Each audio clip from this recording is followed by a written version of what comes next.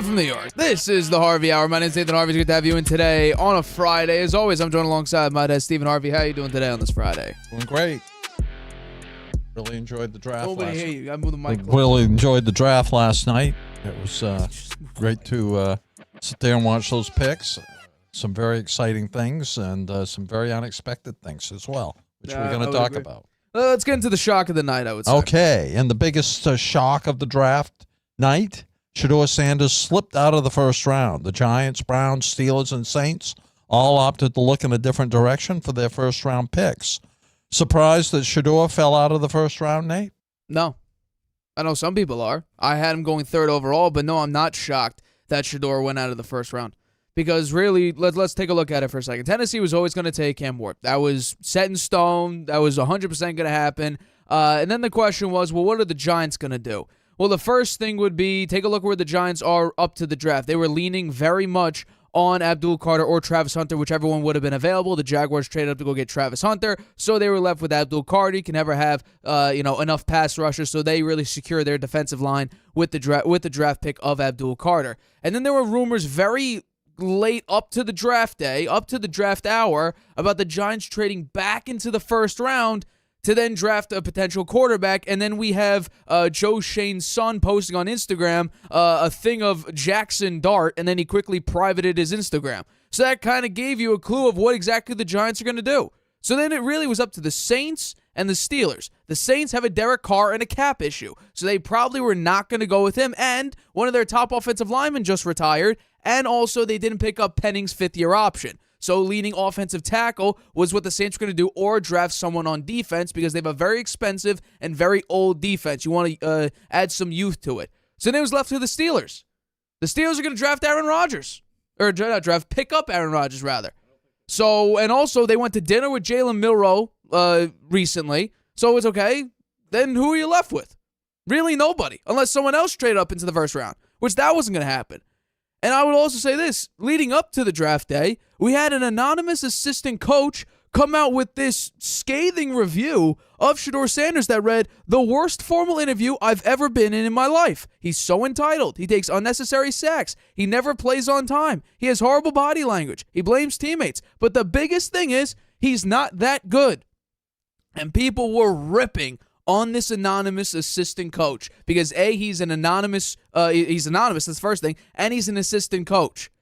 Well, clearly, the entire NFL shares a very similar sentiment for this assistant coach, because every team was on the clock. Every team had an opportunity to draft Shedeur Sanders in the first round, and they didn't. The Giants had two opportunities to draft Shedeur Sanders. They did not on either of them. The Browns had an opportunity. They have a quarterback situation because right now, unless they take Shug or they take Milroe or they take Sanders in round 2, which is coming up very shortly, if they don't take a quarterback here, they're looking at 2026. And they're going to be stuck with Kenny Pickett, Joe Flacco, or if they trade for Kirk Cousins. So their quarterback situation may be interesting. The Saints, we just talked about them. They have a Derek Carr issue. They'll most likely be going forward with Derek Carr if the shoulder injury figures itself out, if it heals rapidly or whatnot. They also picked up Spencer Rattler last year. So I think right now I'm not surprised whatsoever. There were a lot of question marks surrounding Shedeur. Nobody, not a single quarterback that I can remember, has been under a brighter spotlight than Shedeur Sanders has this entire draft process. And I'll also add on to the fact, if this assistant coach speaks any truth, what was the image that we saw of Shedeur Sanders on draft day? He built his own custom-branded room for draft day. Not sitting with his family. It's legendary. It was pasted on the walls. It was pasted everywhere. So that kind of fills into, he's entitled, he's full of himself. Not exactly a great image. Why? It was a shock. Where Cam Ward, no scrutiny. No scrutiny. There was no controversy surrounding the Cam Ward pick. It was signed, sealed, and delivered months ago. It's a humble thing. That's really all. I think it narrows it down to way too many questions about his performance, about his intangibles, about his leadership ability, about his accuracy was always great, but his arm strength, all of those were question marks. And then I'll add on top of the fact that the image that you saw on draft day was his own branded room. Not like a living room. No, he built the room, pasted his brand everywhere. It was all about him. That was the thing. It's all about him, not about the future of the team. We saw players, the cornerback that got drafted by the Bills. He shook hands, high-fived, dapped up every single pick before him. Every single one. He got picked at the 30th overall pick. He shook hands with nearly 30, but not everybody was at the combine, or at the draft, rather. But he shook hands with damn near everybody who was there. So it's about being humble. It's about the image you put on yourself. Apparently, teams don't like people who presume that they're full of themselves and entitled, and we just saw it now with Shedeur Sanders not going in the first round. Well, that's an interesting analysis. I would say I was surprised he fell out of the first round, even though there aren't that many teams that were really looking to pick a quarterback. I didn't, the Giants at number 3, they had to take Abdul Carter. I mean, he's many people thought he's the best player in the draft. The opportunity was there. They took him, and I think that was the right thing to do. The Raiders, they did the deal with Geno Smith. They're paying him a lot of money. He's going to play a couple of years with them for sure. And they needed, they took the running back, Ashton Genty, and I think that was the right thing for them to do. The Jets, I think they should have taken him. They have Justin Fields on a 2-year deal. They're paying him $40 million. Maybe Sanders doesn't play the first year. What? But I'll get into that right after. I listened to your analysis. Maybe you could listen to mine. Okay. So I think the Jets, they haven't had a star quarterback since Joe Namath. Okay. Shedeur Sanders can be a star in the league. I'm confident he can be a star. His father was one of the best players in NFL history. He grew up in that atmosphere. Is a winning atmosphere. Maybe he's a little over the top on his legendary thing and that kind of stuff. Maybe some of that comes from his dad too, because his father was like that, Neon Dion and some of that stuff. So maybe that rubbed off on him a little bit. I don't criticize him for that. The Saints, Derek Carr has a shoulder injury. I'm a little surprised they didn't pick Sanders with number 9. The Steelers took a defensive lineman, Harmon. They want to deal with Aaron Rodgers. I think this strengthened Aaron Rodgers' hand, and we'll see what the Steelers do in round 2. There'll still be some quarterbacks there that maybe they'll pick one. I don't know. We'll have to see. Why the excuses for why he wasn't picked? Concerns about his arm strength. Okay, go lift some weights. You can improve your arm strength. Decision making. Okay, get a really good quarterbacks coach that can help with his decision making. Both those things are easily fixable. Talent compared to the other options, Ward and Dart. I think Shedeur Sanders is easily as talented as Dart, and we're going to talk about the Giants, and I think that was a huge mistake to draft him. He doesn't have an elite arm or size. He holds on to the ball too long, which led to a lot of sacks. Well, he had absolutely no offensive line. It was a sieve. Okay, so many of his passes were check down passes and short passes, which he completed.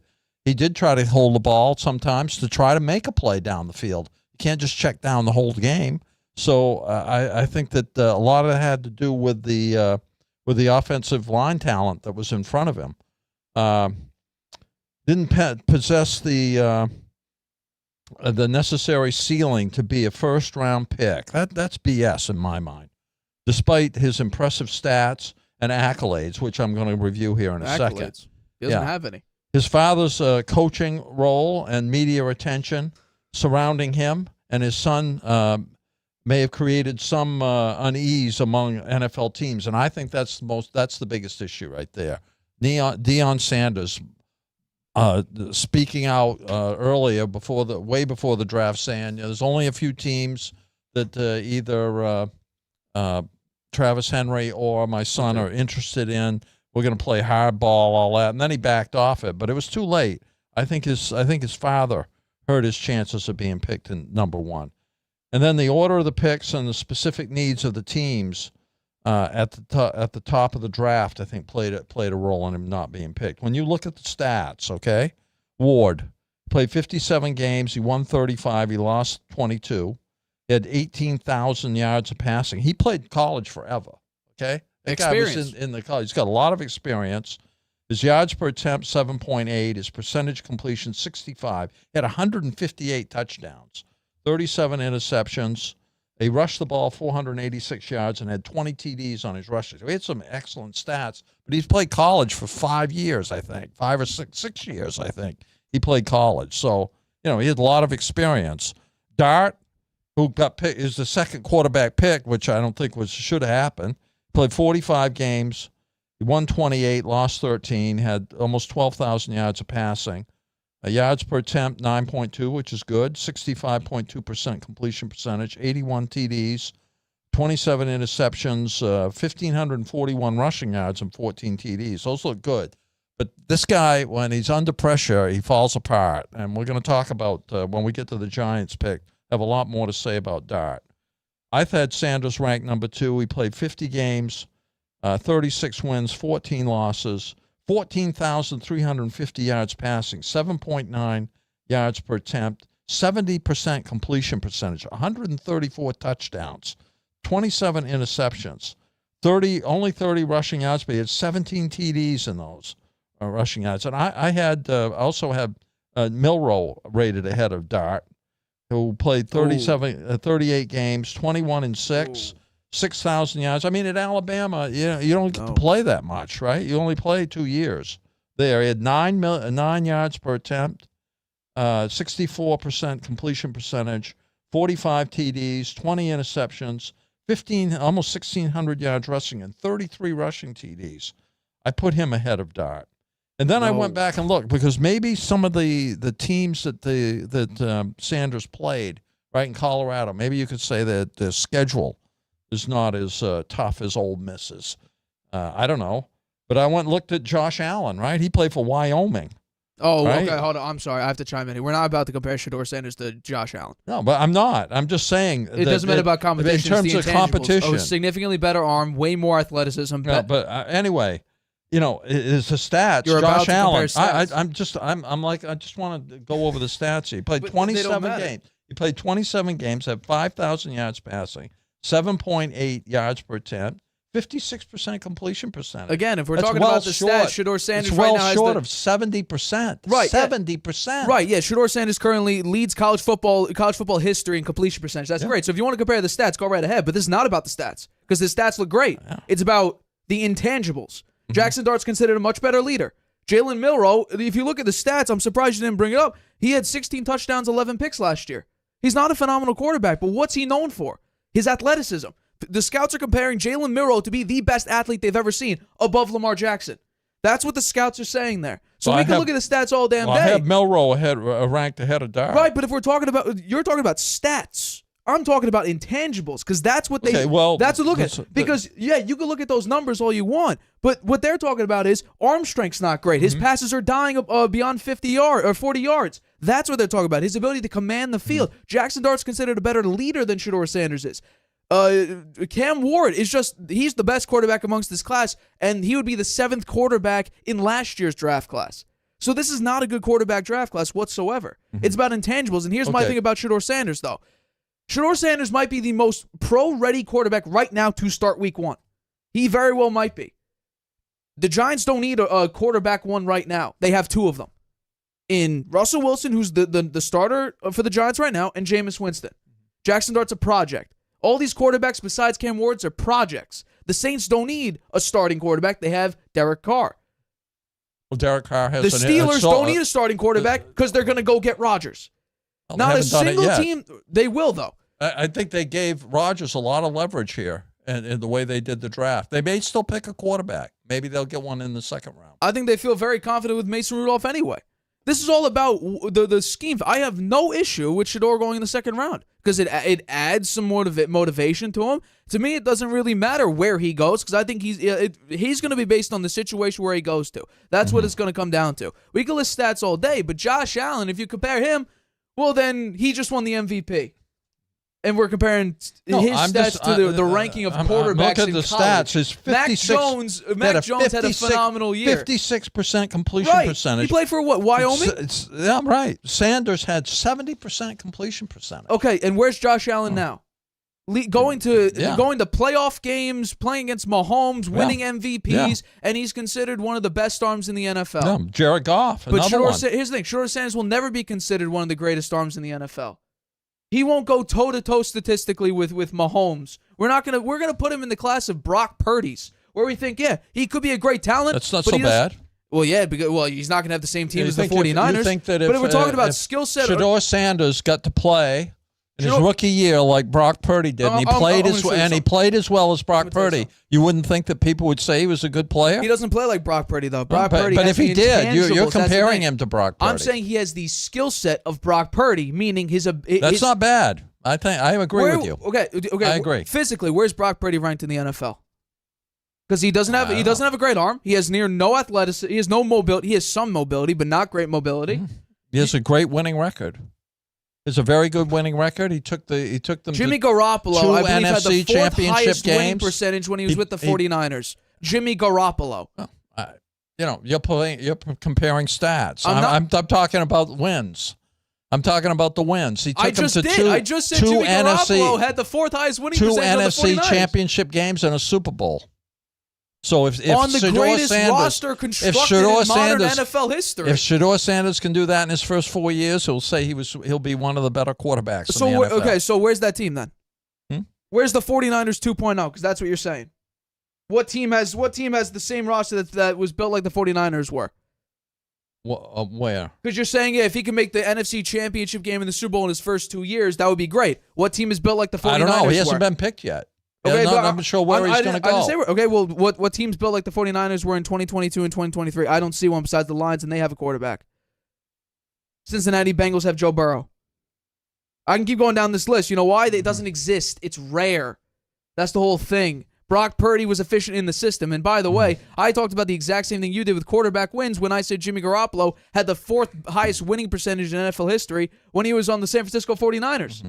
And you were talking about quarterback wins. We're talking about the same thing. All right, we've spent a lot of time on this topic. 17 I think that you're wrong. I think that in a way, I think Sanders got shafted because of his father. Not at all. People are worried about him making a lot of noise and upsetting their culture, which could be true. But I think that he deserved to be picked somewhere in the first round, and I think that the Giants trading up and wasting those picks. They didn't even need to trade up, and we're going to talk about that in a few minutes. But they should have taken him. The Athletic wrote a column today. And they let Brian Daboll, who was big on Daniel Jones, make the decision to draft Dart, and I think that was a mistake too. Well, he's not the GM. Here's what The Athletic wrote. After the Pittsburgh Steelers bypassed on Shedeur Sanders for Oregon defensive tackle Derek Harmon at 21, The Athletic surveyed 10 coaches and high-ranking NFL executives to see if they were surprised Sanders was still on the board. A unanimous no. Every team after the Steelers did that were not surprised that Shedeur Sanders was still available. There's a consensus amongst the NFL, and people, again, I'll bring up the quote, people ripped on the assistant coach for making this comment. This now proves that this guy, whoever it is, the anonymous coach, there is clearly a same sentiment amongst every single team in the NFL that this is more or less who Shedeur Sanders is. Because this was the big thing for the last 2 weeks. Shedeur Sanders did not interview well. He did not leave a good impression for the teams he interviewed with. And we could look at the stats again. I feel bad that the guy who made all those negative comments didn't have the guts to put his name out there. Why would he? He would have go anonymous. I don't give it much credibility when the guy is anonymous. Okay, then have this. Don't look at the guy. Look at the result. Was he drafted in the first round? No, and I think that was a mistake. Did 4 teams have the opportunity that were quarterback needy to draft Shedeur Sanders? They didn't. The Giants had 2 opportunities, and they turned it down. The Browns had the opportunity, and they said drafted Mason Graham. The Saints had an opportunity, went with Kelvin Banks. The Steelers had an opportunity, went with a defensive tackle. Well, I think he's gone. You could not agree with the fact that he's an anonymous coach. I'm looking at the results here. The first-round results are Shedeur's not a first-round quarterback. Now we're looking at potentially, everybody's now saying, don't be surprised if Shedeur falls to the 3rd round. Based on quarterback needs. I don't believe that. And I also heard that Tyler Shugg, the quarterback out of Louisville, and potentially Jalen Milroe will be drafted over Shedeur Sanders tonight. I picked Shedeur at 3. People could say that I'm hating. I picked him at the 3rd overall pick. You picked him going to the Jets at 7. Yeah. And now it's a completely different story. Maybe the Jets will get another chance. If they do, they should take him. Not at all. You're spending money on Justin Fields, and you have Tyrod Taylor as a backup. Again, Shedeur Sanders is the most ready, arguably the most ready start week 1 quarterback in the draft. The Giants don't need that. The Titans were going to draft Cam Ward. The Steelers don't need that. The Saints don't need that. So it's more about one of the issues I raised here was that there aren't that many teams that need a quarterback. Well, it's not obviously the Steelers need a quarterback. Well, they're going to go for Aaron Rodgers. They don't need a starting quarterback. The Giants didn't need a quarterback. They had 3 of them. Yeah, but the ones they have are not for the long term. Okay, but again, Shedeur Sanders has the potential of being a franchise quarterback. But he would be the starter week 1. That's the whole thing. They don't need a week 1 starter. These teams that need quarterbacks don't necessarily need week 1 starters. The only one you could argue, not if you have Shedeur Sanders at quarterback. Why? You don't have to start him on week 1. His dad's Deion Sanders. You expect him to be the week 1 starter? Not necessarily. I never said that. There's a reason why Cam Newton is never a backup quarterback. It's his personality. I never said that he would have to start on week 1. I'm saying that. Yeah, well, I think that's wrong. Based on the numbers, you just read the numbers off. You put him as one of the best quarterbacks in the draft class. But that doesn't mean he has to start on week 1. He's going from the college to the NFL. That's... So should Cam Ward fight with Will Levis? Tom Brady sat for a year. He didn't play at all, right? So are you saying that there should be a legitimate quarterback battle between Will Levis and Cam Ward for the week 1 starter, or are you saying Cam Ward's the starting quarterback? Will Levis might not even be with the team. They may trade him later in the draft. That's not my question. Should there be a starting quarterback battle between Will Levis and Cam Ward for 2025? Why not? Yeah. Why not? Because Cam Ward's a better quarterback. Well, he's not gonna be just handed it to him. Of course he is. Will Levis can't complete a pass. He threw 6 pick sixes last year? They may not even have him. Maybe they'll trade him later in the draft. I don't know. We'll have to wait and see. Didn't Zach Wilson start week 1? Zach Wilson. We think Zach Wilson's a bum. 2 pick. He was the number 2 pick in the draft. So? But that's your whole point. And they had nobody else. They had no one else. Who did they have? Who did the Titans have? They have Will Levis. He's played a lot of football, right? Not good football. Well, look at Geno Smith. He had a tough time getting going, and now look at him. He's much better now. It took him a while. Some of the quarterbacks, it takes them a while to develop. It could be Levis's issue. We'll see. So let's go into our next topic here. All right, topic number 2. Round 1 of the 2025 NFL Draft is over. Rounds 2 and 3 begin tonight, and we'll be watching. We have already seen some big names off the board, like Travis Hunter to the Jaguars and Tyler Warren to the Colts. Which team made the best value pick in round 1, Nate? 2 teams, and this is a position that did not get a lot of love the past few years, but I think last year really showed that this position is vital for long-term and massive success in the NFL, and I think that is the running back and the running game. I think Ashton Jeanty may be the biggest, one of the biggest, I think top 3.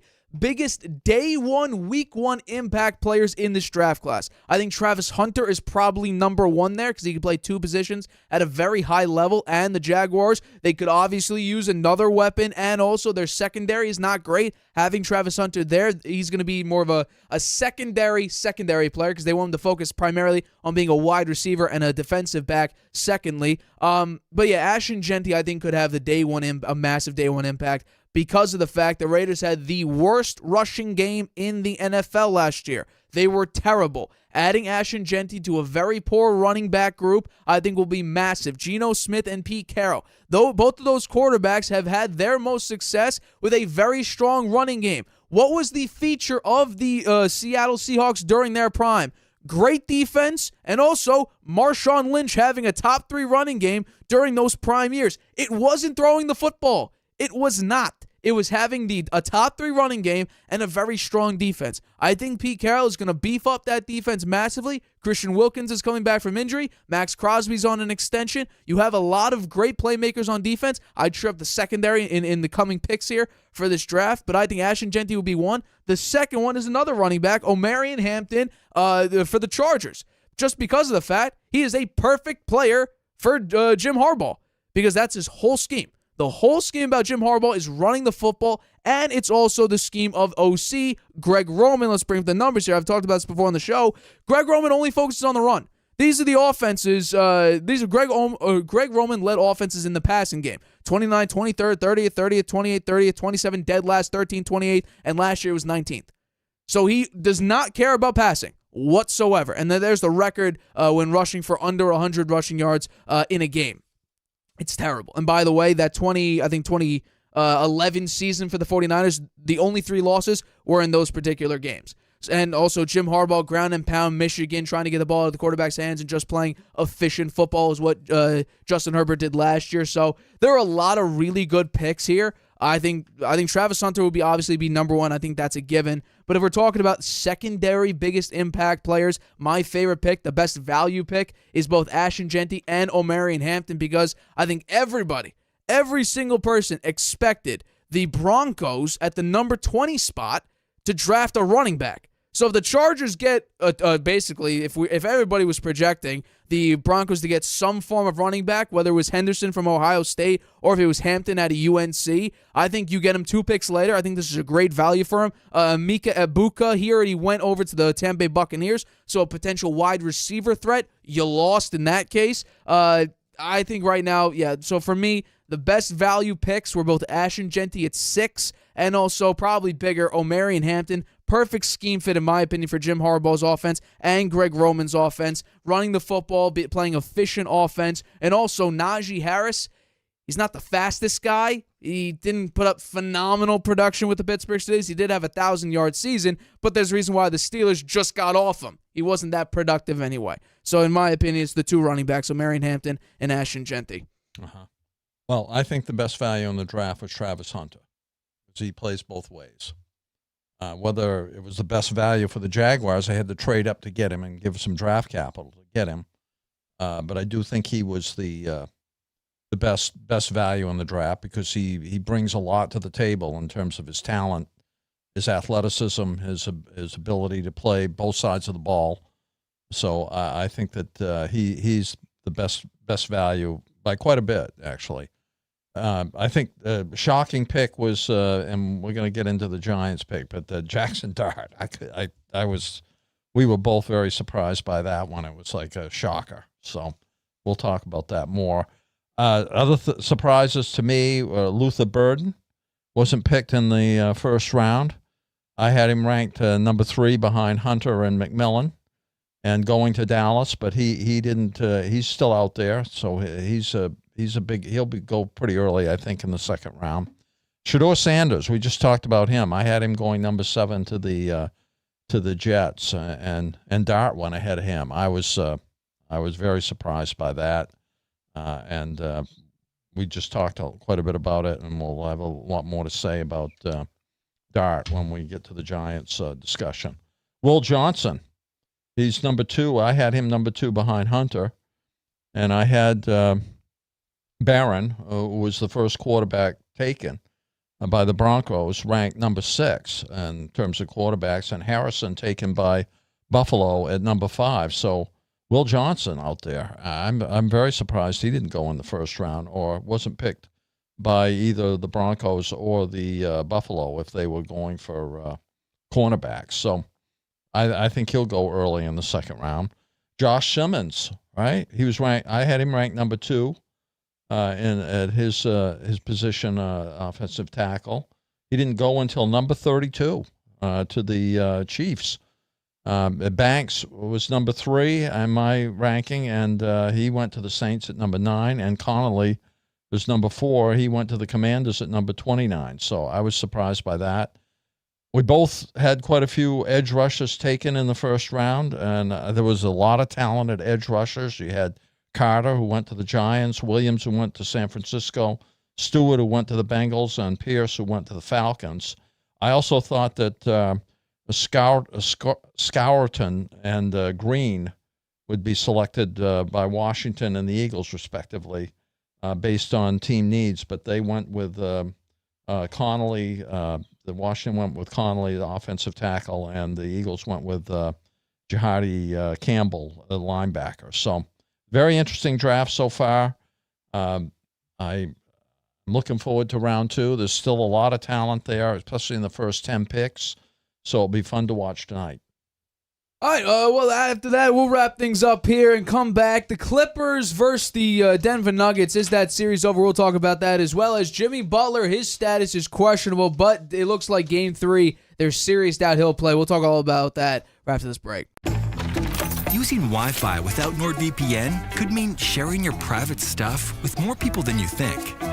Stay safe on public Wi-Fi. Get NordVPN's special offer and encrypt your internet connection. NordVPN. Online security starts with a click. Whether you're just discovering your voice or taking your show to the next level, you know what the world needs to hear. All you have to do is say it. With Spotify, set up your podcast. Your food podcast. Your mindfulness podcast. Your never thought you'd get this far podcast. And watch those sparks fly. I put a picture of the comment. Drop the episode anywhere people listen. And find out who they're cooking with. Where they're finding inner balance. And why they love your show.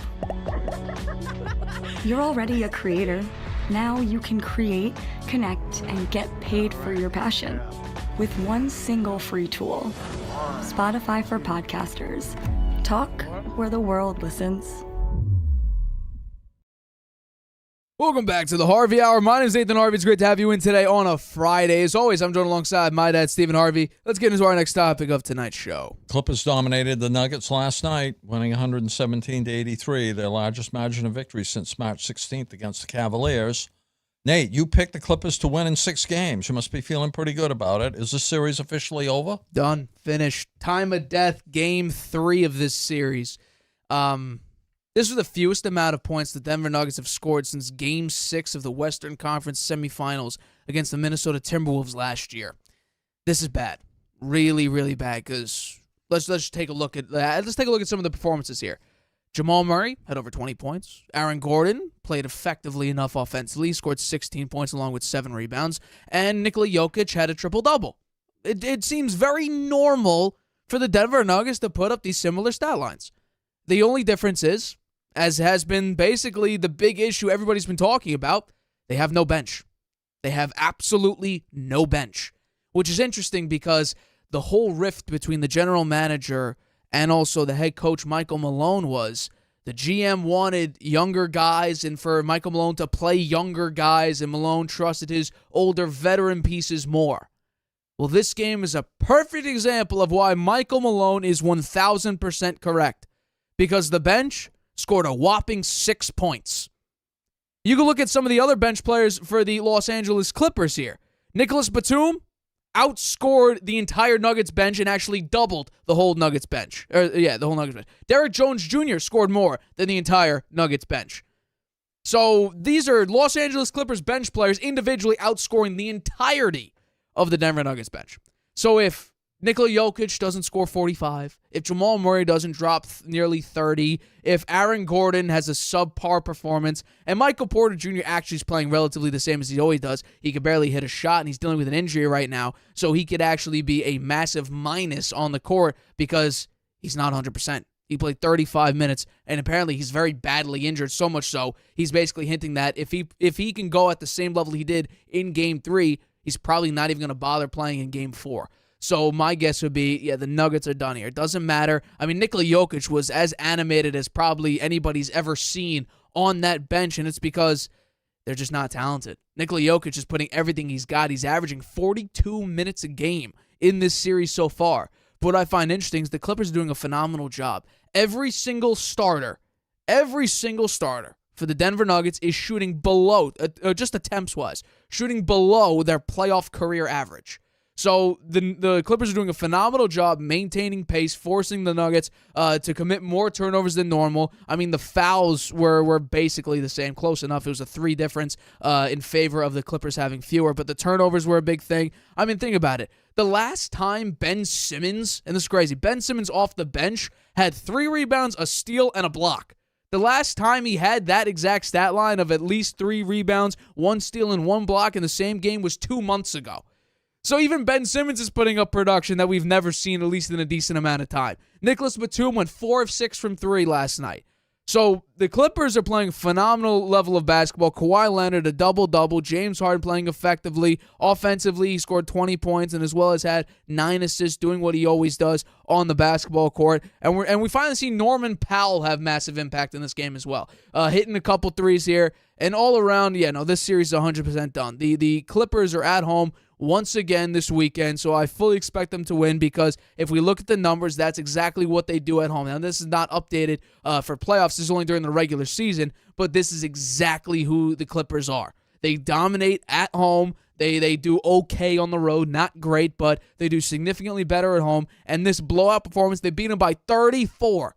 I don't expect them to shoot 46% from 3 in Game 4, but I do expect them to put up a similar performance just because that's what they do. This is a Clippers team that's hungry. Kawhi Leonard is healthy. James Harden, we haven't hit round 2 yet where he hits his big off-the-cliff nosedive, so we're still in round 1. They have a good James Harden still. Norman Powell could be an impact player. Ivan Zubac, tremendous job defensively, banging into Nikola Jokic and offensively, being extremely physical with Jokic, maybe keeping him off balance. And I think all around the Clippers' defense is on point. The offense is playing at a high production value level. So I think all around the Clippers, this series is 100% done.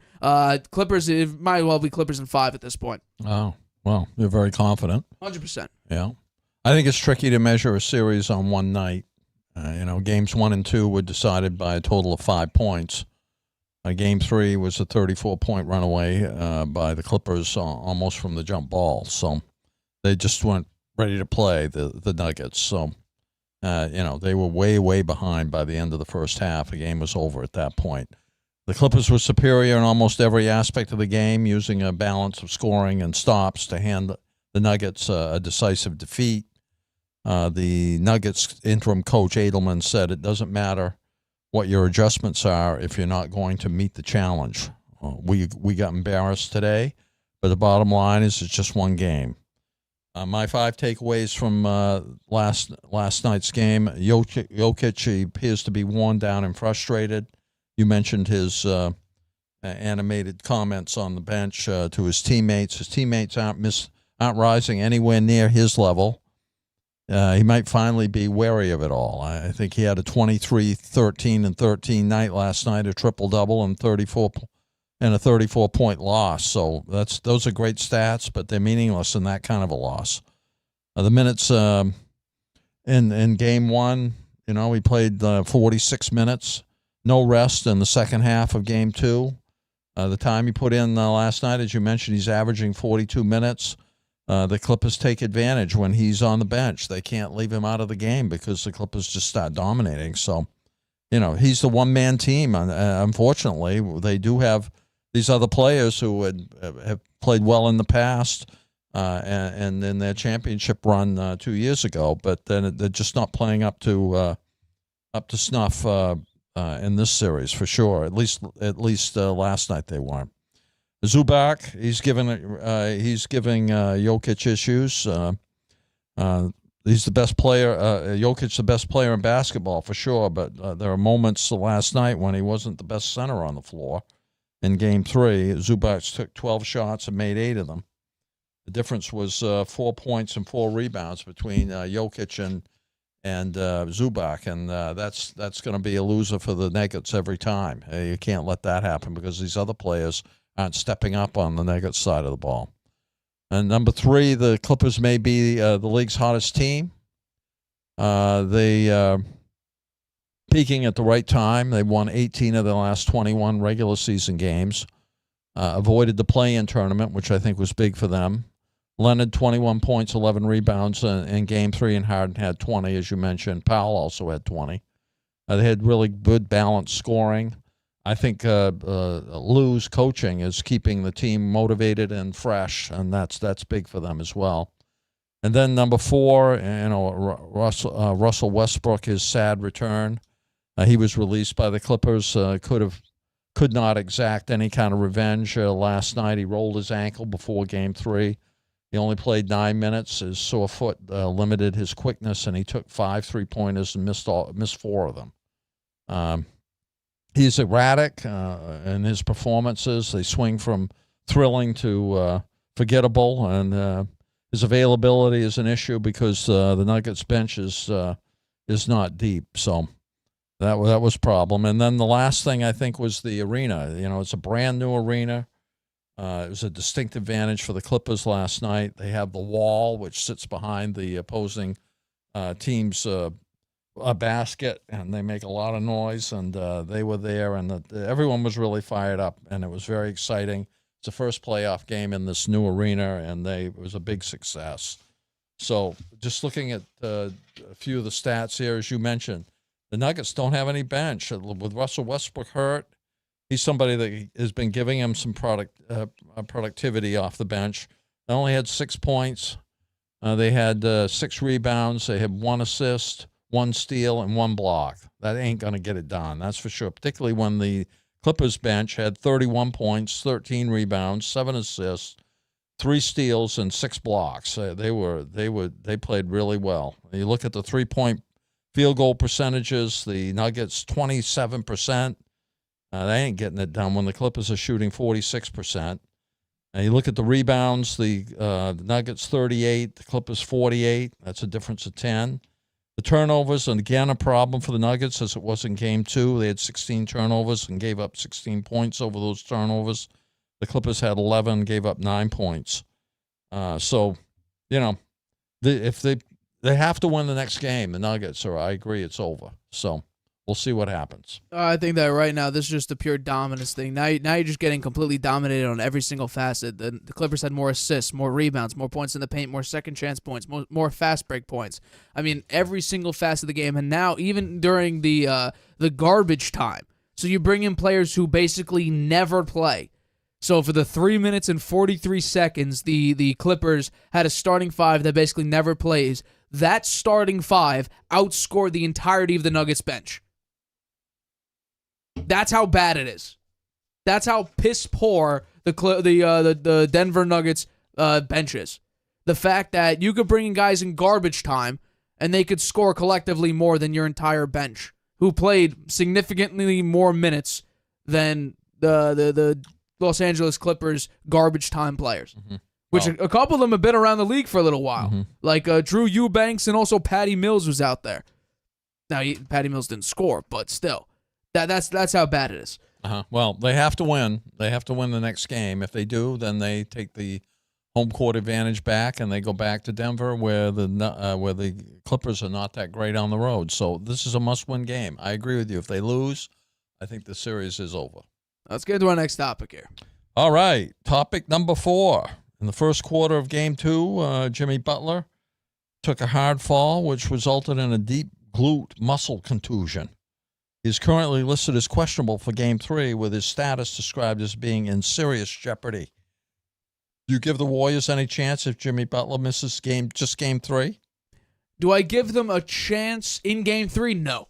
If Jimmy Butler misses Game 3, no. They will have 0 shot at beating the Houston Rockets. Now, the series, that's another thing. Because I believe it's a grade 3 glute contusion, deep glute contusion. So the timeline, I'm not exactly versed on how significant glute contusions are. But if he misses any time beyond Game 3, yeah, the series will be over. Because we've talked about this before on the show. I am on the side of the fact that the Warriors desperately need Jimmy Butler to basically go 1-for-1 with Steph Curry in points and production. Because in Game 1, his defensive performance was incredible and was largely the fact why Steph Curry could do his own thing and Jimmy Butler could do his own thing, and they ended up getting I believe the Warriors actually favored on the road, but they were able to at least win Game 1. And that's strictly because Jimmy Butler, I believe, had 5 steals in that game. You're not going to get that defensive performance from Guy Santos. You're not going to get it from even Steph Curry. Jonathan Kuminga now is being forced to play in the game, where Steve Kerr doesn't want to play him at all. He's been getting DNPs for coaches' decisions. So if Jimmy Butler's not out there, I don't give the Warriors really any shot unless Steph Curry has a God game, which, I don't know, he's 35, 36 years old? He's 37 years old. How many God games does he have in him? I'm sure he could still spring it, as we saw against the Grizzlies. He could absolutely have a phenomenal game. And early in this series, Curry had one of those games. But when he's the hyper-focused player, where now you're going to have Dylan Brooks and Amin Thompson just crowding him the entire time, not even focusing on where the ball is, just paying attention to where Steph Curry is, I think his production is going to be limited as much as Steph Curry's game can be limited, which generally is not the performance we saw earlier in the season where he only made 3 points in that one. But I just think, and also, it's not going to be the game where Jalen Green drops 38. I don't think that, we're going to see a repeat performance of that. I think Jalen Green's a perfectly fine player. He's very, very consistent throughout his career, but even with Jalen Green not dropping 38, I don't give the Warriors much hope. And I did pick them in the series. I think I picked up in 7 games. I did say the series would go 7 games because I just think the physicality of the Houston Rockets is going to be interesting. But I am picking the Warriors here for the series, and if Jimmy Butler misses time, I can't pick them because Steve Kerr is now being forced to play a player that's not going to be on the roster next year. He's going to get off of Jonathan Kuminga 1,000%. Jimmy Butler, if he misses any game with Houston's physicality, with Ime Udoka's defensive scheme, in Game 3, if Jimmy Butler misses it, I give them no chance. And the fact that they're still favored somehow for tomorrow's game, I'm shocked. They're still favored, and it's because I guess he's questionable. I'm stunned. I would take Houston right now. Give me the point spread. Give me the points. I'll take Houston to win Game 3. Okay, that's interesting, and get some comments about that. But first, I want to go over the circumstances of this injury because this plays a role in the competition of the game and the mindset of the game for both teams. Butler went up for a rebound, and Amen Thompson fell forward face first behind him, undercutting his legs and causing Butler to fall very hard on his tailbone. The replay shows that Draymond Green pushed Thompson into Butler. Many Warrior fans called the Thompson fall a dirty play. Dylan Brooks defended Thompson, saying the dirty play was the push of Thompson by Draymond Green. Brooks said the Rockets must keep their focus and not be concerned about what people are saying about them. Brooks said, "We're not worried about that. We're going on to the next game, and we hope that Jimmy can get better." Udoka said it's obvious it wasn't intentional. You look at the bodies in between and him getting bumped and tripped and the way he fell. You don't fall into somebody face first on purpose. He said, Emon's not a dirty player. There's a difference between aggressive physical play and being dirty, and you could question some of their things as well on their end. Kerr said the play was by Thompson was inadvertent. So do you think it's dirty? He didn't think it was dirty. I'm asking you your opinion. I don't think it was dirty by Thompson. I watched the play like 10 times, okay? And Draymond Green, he doesn't push him with his hands. He leans into him with his rear end and pushes him. And that's why he fell down. He wouldn't have fallen. So it's not a push. It was a shove. It was more of a shove. When I think of a shove, he leaned into him with his rear end, and he bumped him hard. Yeah. And that caused him to fall. If he hadn't done that, Jimmy Butler wouldn't have gotten hurt. So it wasn't such a good thing. Friendly fire, inadvertent friendly fire. Yeah, so now there's a little something in the air about this, and that could have a bearing on the game.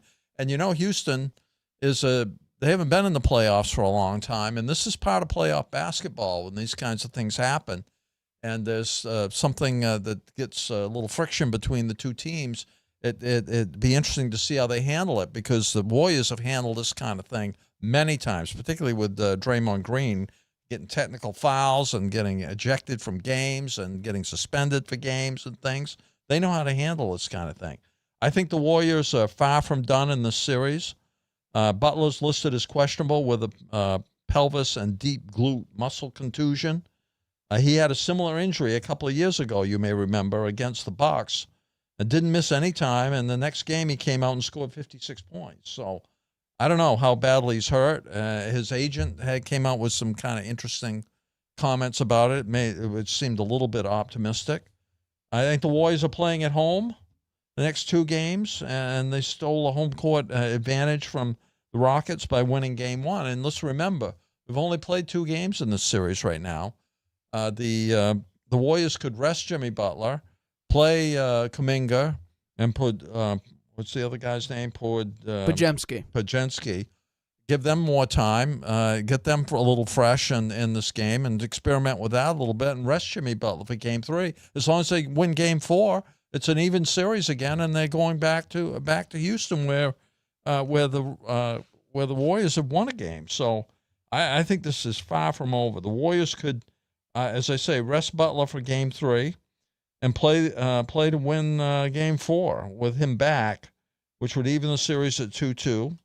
And so hopefully Butler, if he doesn't play a Game 3, which who knows for sure, this injury things, how they get puffed up and things. He did fall very hard. He couldn't play at all after he got hurt in Game 2. He went back, had an MRI. It's an injury that has a lot of pain associated with it. I guess it's whether he can play through the pain. Maybe they just rest him for a game, and it's still only 2-1. And the Warriors are still playing at home. So if they win Game 4, they go back to Houston all tied up. So I think it's a long way from being over. And I think this is a test of Houston to see. I mean, they can really put it to the Warriors. If they can win this game, they'll be up 2-1 and take that, and then they'll be able to go back home. In a good mindset, having beat the Warriors at least one at home on their Warriors court. So I think it's going to be a very interesting series. I'll be watching tomorrow night. Well, I'll say this right now. No, they're absolutely screwed because we saw what the Warriors were without Jimmy Butler, hovering around 500, and they scored 111.5 points and allowed 111.9. So they had a minus point differential without Jimmy Butler. With Jimmy Butler, they're scoring 117.5 in the regular season, 108.1 they allowed. So their defense has increased massively. Their offensive production has increased massively. Their assist ratio is up. Here's the big thing. Free points, free throws. They were, I think, one of the highest, maybe the number one free throw rate team since Jimmy Butler got to the Warriors. If he's not there, they were the worst team in the NBA in getting to the free throw line. My point is, Nate, he's coming back. He's not. We don't know. It's done. Serious jeopardy. He's not done. Serious jeopardy. I'm betting you he'll be back for Game 3. I'm not saying he's out for the series. I'm not so sure about 3. I'm talking about Game 3. I might not even let him play Game 3. Let him rest a game. They don't absolutely have to win this game. It'll still be only 2-1, right? It'll be 2-1. Right, it won't be 2-1. It won't be like it's 3-1. If it was 3-1, then I would say he's got to play. But 2-1, he doesn't have to play. They win Game 4, it's all tied up again. Yeah, but how do we know? Jimmy Butler's obviously not going to be 100% even if he rests. As Game 3. I said, he had a similar injury 2 years ago against the Bucks team that has done what the next game since their championship. He came out and scored 56 points against a Bucks team that's done what since winning. Well, I'm Nothing. just saying it didn't hurt. It didn't affect him that much. He did score 56 points. He wasn't playing against a college team. He was playing against the Bucks, who were in the playoffs. So they were the number one seed. They were the number 1 seed. So, right. So I think it's far from over, and I'm sure Jimmy Butler's going to be back out there. Fair enough. All right, let's get to our final topic of today's show. Okay, so the New York Giants. We've been waiting for this one.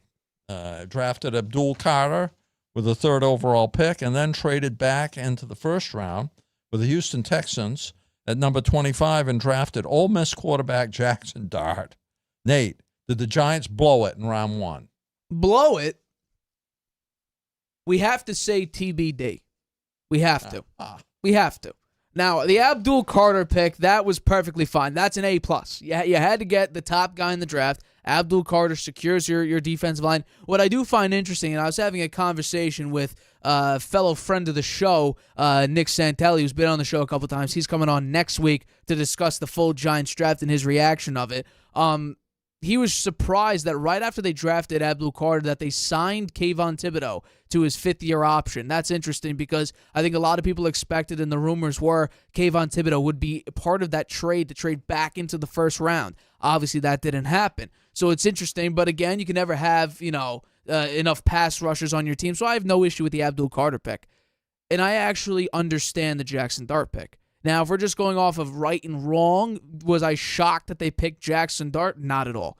Not at all, because as I mentioned earlier on in the show, Joe Shane's son posted on Instagram on his story a reference to Jaxson Dart. So to me, that was no surprise whatsoever.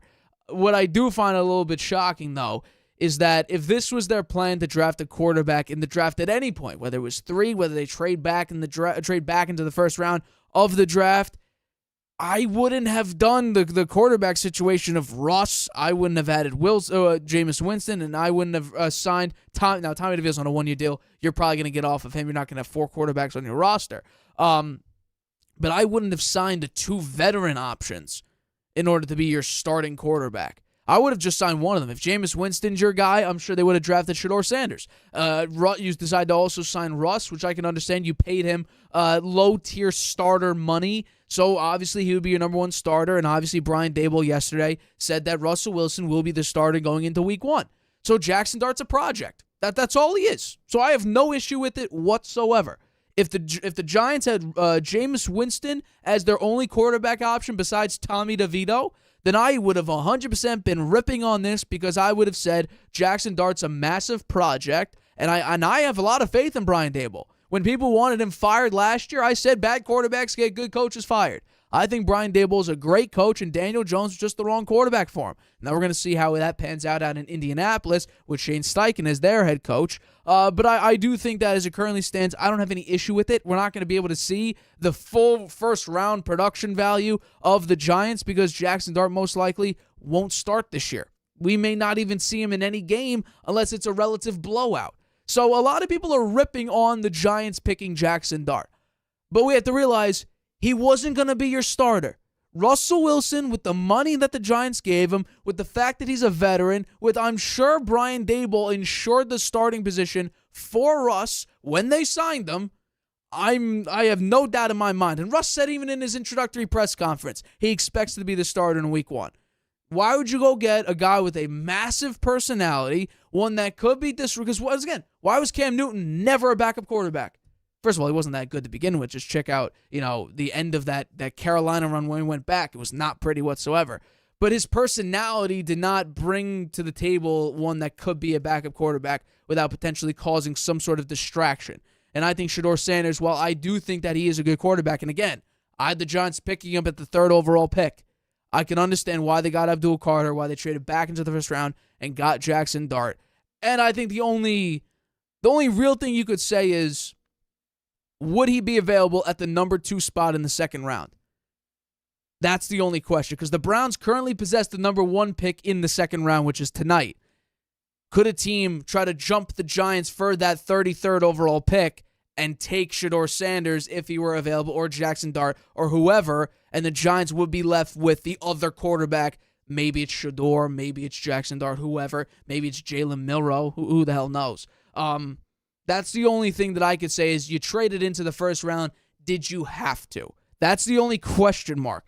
Did you have to trade back? Mm-hmm. But I really have no issue with this plan, and we won't see the true impact unless Russ gets hurt, Winston gets hurt or is not good enough, or Jaxson Dart looks so bad and we hear all the reports, he can't complete a pass, he's bad for the locker room, whatever. Unless we see him on the field, we can never truly know. But as it currently stands, I don't have a massive issue with the Giants draft pick so far. Okay, well, I have some issues. They drafted Abdul Carter at number 3. I think that was the right move. Carter's played out of his mind this last year, and 42 games in college. His 3 years, he had 172 tackles, 41 tackles for loss. By the way, the second round's keep going. The second round's already going, so we do have answers. 23 sacks, 1 interception, 13 pass breakups. Last season, he had 12 sacks, 24 tackles for loss. Second in edge pass rushing grade at 93.2%. Pass rush win rate 22.6%. It's a 99th percentile. So this guy, some people said he was the number 1 pick in the draft. If it wouldn't have been for Cam Ward, he probably would have been the number 1 pick. So having him, he was there at number 3. They took him. I have no issue with that at all. Then they trade up to number 25, giving up their 2nd round pick, which is number 34, right? Number 34. Correct. Almost like a 1st round pick in many respects, given all the talent that's left. and one of their third-round picks and a third-round pick for 2026 with Houston, which is a lot of draft capital to give up to trade for Dart. Daboll had ranked Dart the best quarterback in terms of raw talent and pushed very hard for him. I give Carter pick an A, or an A plus actually, and Dart I give a C minus. I say Carter the best pass rusher in the draft. Didn't have to move up, and I don't think they really had to move up in the draft to get Dart, and I think that's one of the biggest mistakes. They were perhaps worried that the Browns might move up, but I don't think that was going to happen. Nobody was talking about that.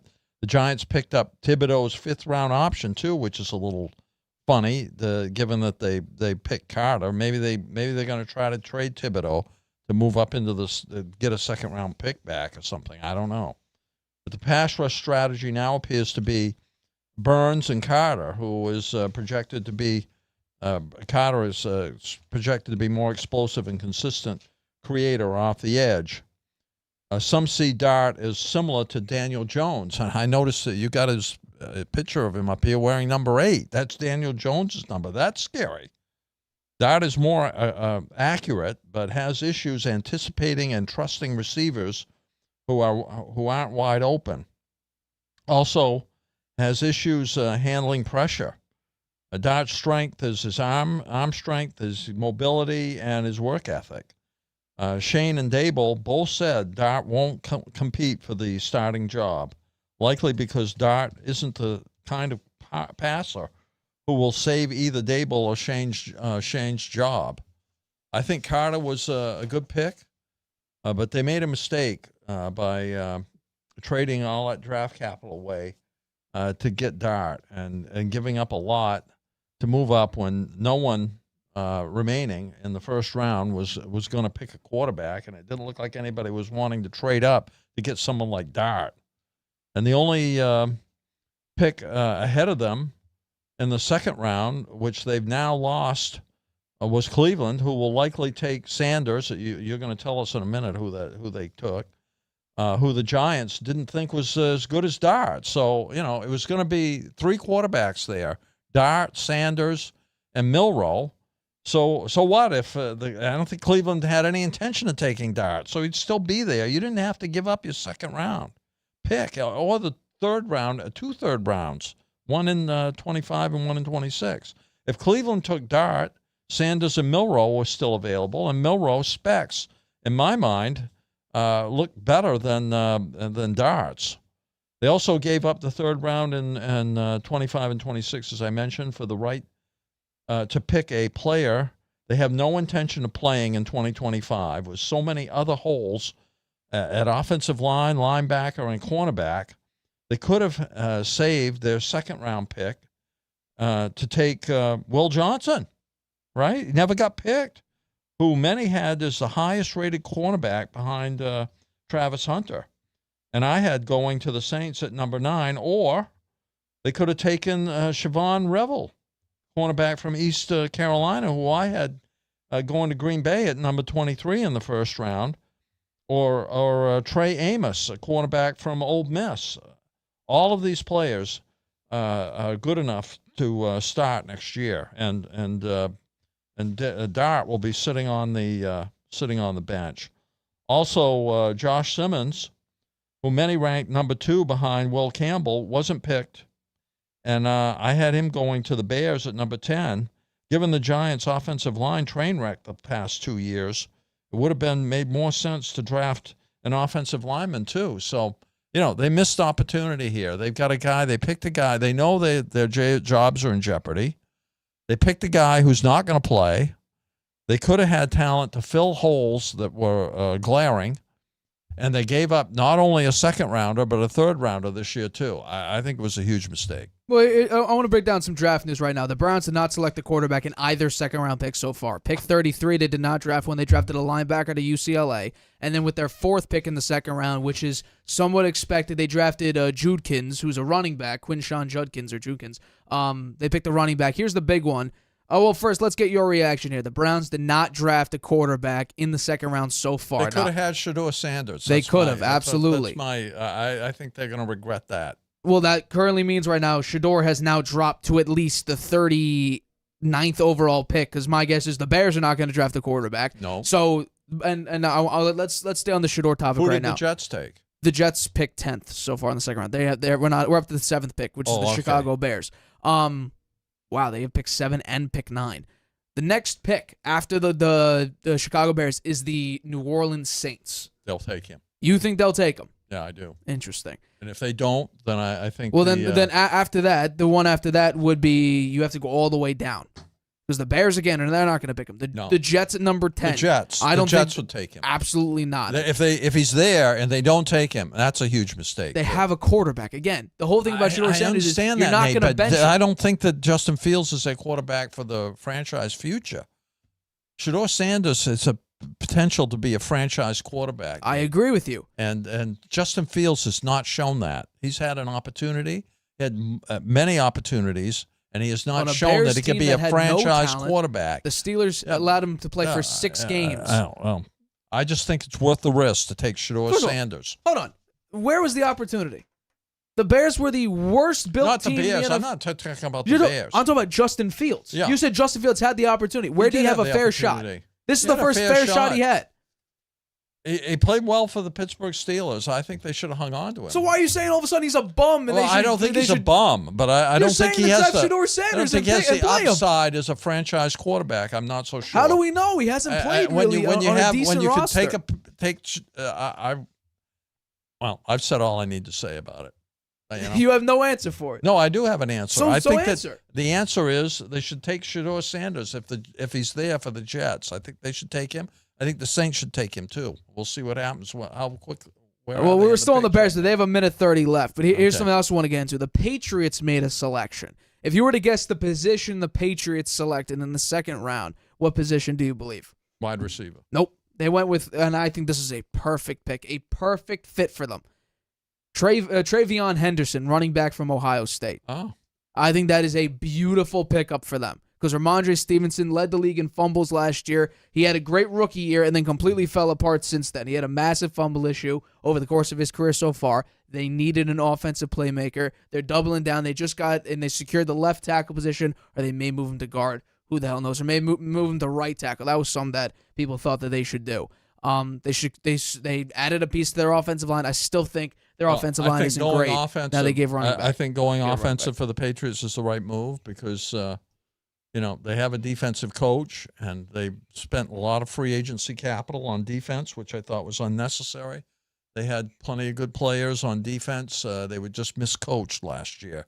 So losing all those players and wasting the draft capital on defense, I think was a mistake. But I'm glad that they're adding something to their offense because they definitely have holes there, and Drake May is going to need help. Well, first of all, Jonathan Jones wasn't going to be on the team next year anyway. So they had a cornerback hole. The defensive line wasn't great because you lost edge rusher Matthew Judon last year, so you had no legitimate pass rush, and even with them on the team, you didn't have a great pass rush anyway. And you always talked about get to the quarterback, so you filled in with Milton Williams. The tackle issue, the linebacker situation was not great. So what happened? You were going to get off Bentley anyway, so that opened up a hole. You filled in with Robert Spillane, a tackle machine.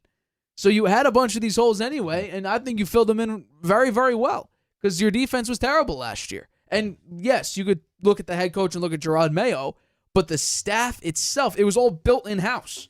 You weren't getting external pieces. So while, the players weren't being coached by head coach Bill Belichick, the coaches were still the same coaches from the year prior.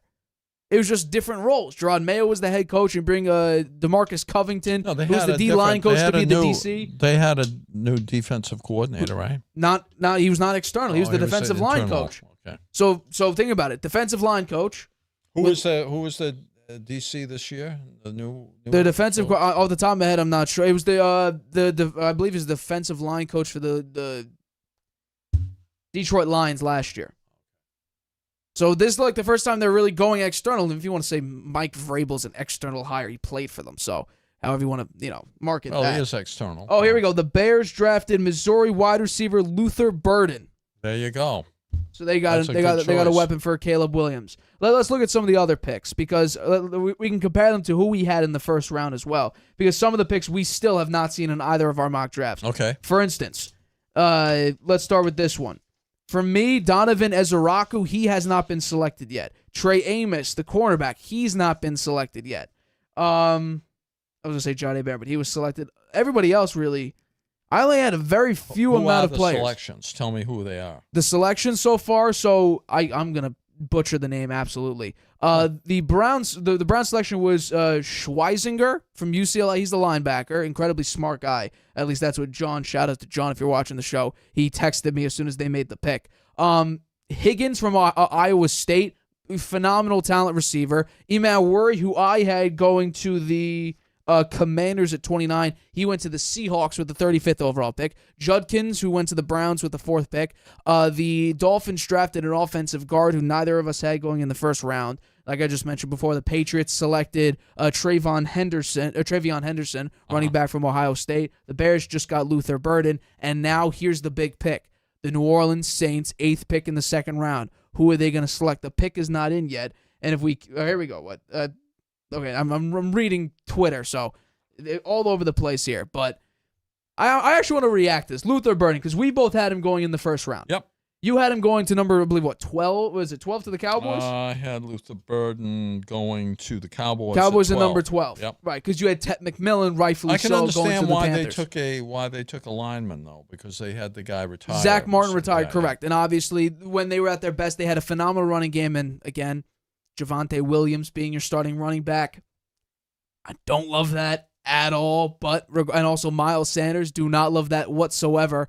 So I have an issue with that. But you replaced a phenomenal offensive lineman with a guy who has a phenomenal personality. Oh yeah. See him as soon as he was picked. So happy to play for the Cowboys. Oh, 100%. And that's a personality you absolutely want in your locker room. So I think that's a great pick. So adding Luther Burden now, I had him going number 30 to the Buffalo Bills. I think what's a key here is, and as I mentioned during my analysis of why he fits in with the Buffalo Bills, he's a yak machine.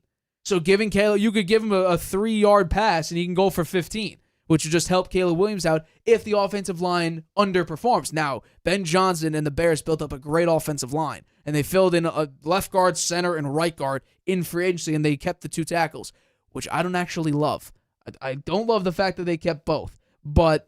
no, I had them taking another lineman, Josh Simmons. Right, and I think that actually... Simmons hasn't gone yet? No, Simmons won. He went to the Chiefs at 32. Oh, that's right. Yeah. So I think Luther Burden, great pickup because you don't have Keenan Allen back. You need another wide receiver to fill in that goal. Because think about it, young receiver. You want to keep adding the talent. They have Duche. Who? The Bears. Yeah. What's the name? Odunze? Odunze. Yeah, Rome Odunze. Yeah. I'm waiting for this pick. The pick's not in yet. I'm trying to drag this out a little bit to see if the Saints make a pick. See what this a pick minute is 20 big. left on I'm ESPN. counting on Shedeur Sanders. As soon as drafted. it goes, I'll break the news. We insiders know who the pick is before it's announced on TV. So I'm hoping for Jordan Schultz or Jeff Howe to tell me very quickly. Oh, the pick is in apparently according to ESPN. I actually would not be surprised if this is not Shedeur Sanders. Oh my God. Oh, okay. So apparently, according to Warren Sharp, it happened. Tyler Shug, quarterback, Louisville, just got selected by the New Orleans Saints. The Jets have a chance. Warren Sharp. New York, go for Shedeur Sanders. It's a smart move. I don't know if this is confirmed. Joe Namath is the last great quarterback for the Jets. That was like 100 years ago. Take Shedeur Sanders. It's on the board now. You can get him. Again, when are they coming up here? They after this one, this is pick 8. It's pick 9 and then 10. 10 is 10 is their pick. Again, this is Warren Sharp. I have not seen Warren it from Sharp. any inside. No, I trust Warren Sharp. Phenomenal statistician.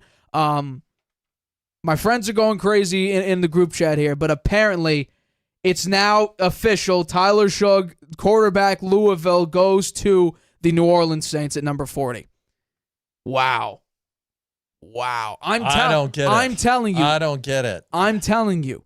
It's a combination of the fact that your draft room is all you brand. It's not oh, you look at everybody else's draft room. It's in living rooms. It's in like banquet halls. It's nothing about you. This is about Shedeur Sanders and him, his brand. This is all about him. We're not seeing a lot of humility. Jalen Hurts is massive respect. He comes to the podium. He is the most monotone guy. Yeah, well, absolutely. So to me, again, this is not shocking. I agree that's an issue, okay? And that's because of his father. His father is the one that instilled that in him. He saw it when he was growing up. From the time he was born, he saw his father out there with, Neon Dion and all kinds of stuff that were out there. And that's not a good look. And I agree with that. That's something that can be corrected. But look at the talent. The talent is being there. Being egotistical is not something that's the talent. That's the just talent not is there. learned. He completes 70% of his passes. 14,000, almost 15,000 He ranked like yards 126th out of 150 in average depth of target. Bills trade up with the 41 pick with the Bears. The Bills just jumped this pick. So my guess would be this is going to be a wide receiver. Yeah, it's not going to be a This might be your guy who you picked, I think, above. That's what my guess would be. Since they got the cornerback, they needed help in the secondary. Was it Royals? Jalen Royals. That's what my guess would be. Obviously, it's nothing confirmed, but that's what my guess would be with this pick because they do need a wide receiver. I think that could help them 100% because they got Joey Bosa in free agency, so pass rush is not necessarily an issue. They still have Matt Milano. They brought back Tre'Davious White, which I found a little bit interesting, and they did just get a cornerback with overall pick 30. So if I had to take a guess, I do think they will take Royals. I think they'll take a receiver. Who that will be, I'm not sure. I don't think I had a wide receiver going. He's the next rated one in my power rankings. It would be Royals. This is interesting. Live draft show. We've never done this before. This is fascinating for us. Will Johnson is still available. Amazing. Also, Mike Green, who you had. That's right. Relatively picked him or Nick Scarton either. Another edge rusher. Those two edge rushers. Are and right also up there. Ezra, who I have as well. This is interesting. Will Johnson, there's an injury thing there. Because he missed most of the season last year with a bad case of toe turf. Yeah. Or turf toe, sorry. Turf toe. This is interesting. Who will the Buffalo Bills take? Because the big pick is number 10. I think at this point it is number 10. And if the Jets don't select Shedeur, it won't. He will fall. It won't surprise me that much if they don't pick him. Now it won't surprise you. They're so numb, the Jets, and how many poor picks they've had. And they haven't had a good quarterback since Joe Namath. So I'd love to get your reaction to this report real quick. You can finish what you're saying, but oh, that's it. Okay. Diana Rossini just tweeted, one coach that she talked to during the pre-draft process had Tyler Shugg ranked ahead of Cam Ward, who went first overall in this draft. Wow, that's one person's opinion. Indeed, it is. But I would say that it's an interesting one because now we're seeing. Okay, well, who'd the Bills take? So far, they're on the clock. The pick is not in quite yet. How many minutes do they get in the second round? I'm not sure. I think it's 5 or 7. I'm not sure. But again, I'm not surprised because this is what I heard earlier today, and yesterday. Don't be surprised. Adam Schefter said, "Don't be surprised if Shug gets taken before Shedeur does." And think about it. Let's do under the. I'll break the news as soon as it breaks for me for the Buffalo Bills pick. The Bills pick at pick number 9. The Jets have that next pick in the second round. Let's go through it. Because there's one team that's a maybe, but all the others I'm not sure. So the Jets don't take Shedeur. Let's just say hypothetically. The 49ers. No. The Cowboys. No. The Colts are the only X factor that's a potential. But probably not. Probably not. The Los Angeles Rams would be an interesting one. Maybe. And then outside of that, after the Rams, it's the Cardinals. Probably not. The Raiders. Tom Brady. Maybe the Tom Brady. second time around, maybe. Again, if we're doing just quarterback needy teams, then that's a no. The Las Vegas Raiders with Tom Brady, maybe. The Cincinnati Bengals, no. The Seattle Seahawks, they have Sam Darnold 3-year deal. I don't think so. Bo Nix, no. Denver Broncos. No. The Titans, no. Bucks, no. Packers, no. Chargers, no. Bears, no. Panthers, no. Texans, no. Ravens, no. Lions, no. Commanders, no. Bears, no. Chiefs, no. Eagles, no. Third round. I think he goes in the second round. So, the only hope is the Jets. It's gonna be the Jets. The Raiders. The Raiders, yeah. maybe the Colts and the Rams. The Colts, the Rams, maybe the Rams. That would be building for the future because you have Matt Stafford. By the way, that contract never got released of what they restructured it with to keep Stafford there. Yeah. I don't believe that's been publicly told. It was more so just they've agreed to some form of a contract. The pick is in, apparently. Well, this is Buffalo Bills, not New York Jets yet, so we have to wait a little bit for that. But again, I'm not that surprised. It's not appealing to be full of yourself. They want human. For instance, the one clip that went viral. One factor. It's a massive one. It's 100% a massive one. It's one that you can fix, though. It's one that you can fix. Tell me what egocentric guy fixes him being egocentric.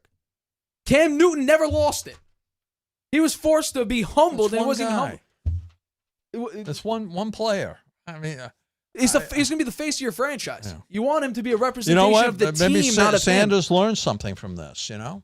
That's what we're hoping. He's certainly being humbled. That's for sure. He's all the way down. We're thinking maybe he falls to the. You're thinking maybe he falls to the third round. There aren't that many teams that are probably going for quarterbacks. We just went through the list. There's maybe only 3 there.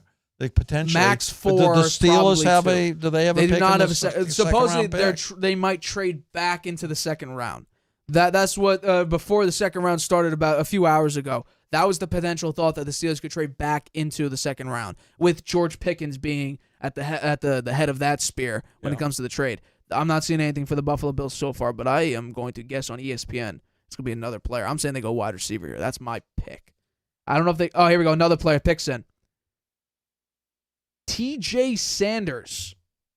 Who's he? I don't know. He was not... I mean, we did first round. I wish he gave me the position that he is. Defensive tackle, South Carolina. Huh. Now, it was one of their needs. Wide receiver was one of their bigger needs because, again, now you're stuck with Keon Coleman, who did not have a great year. Amari Cooper, I don't believe, is on your team anymore. No.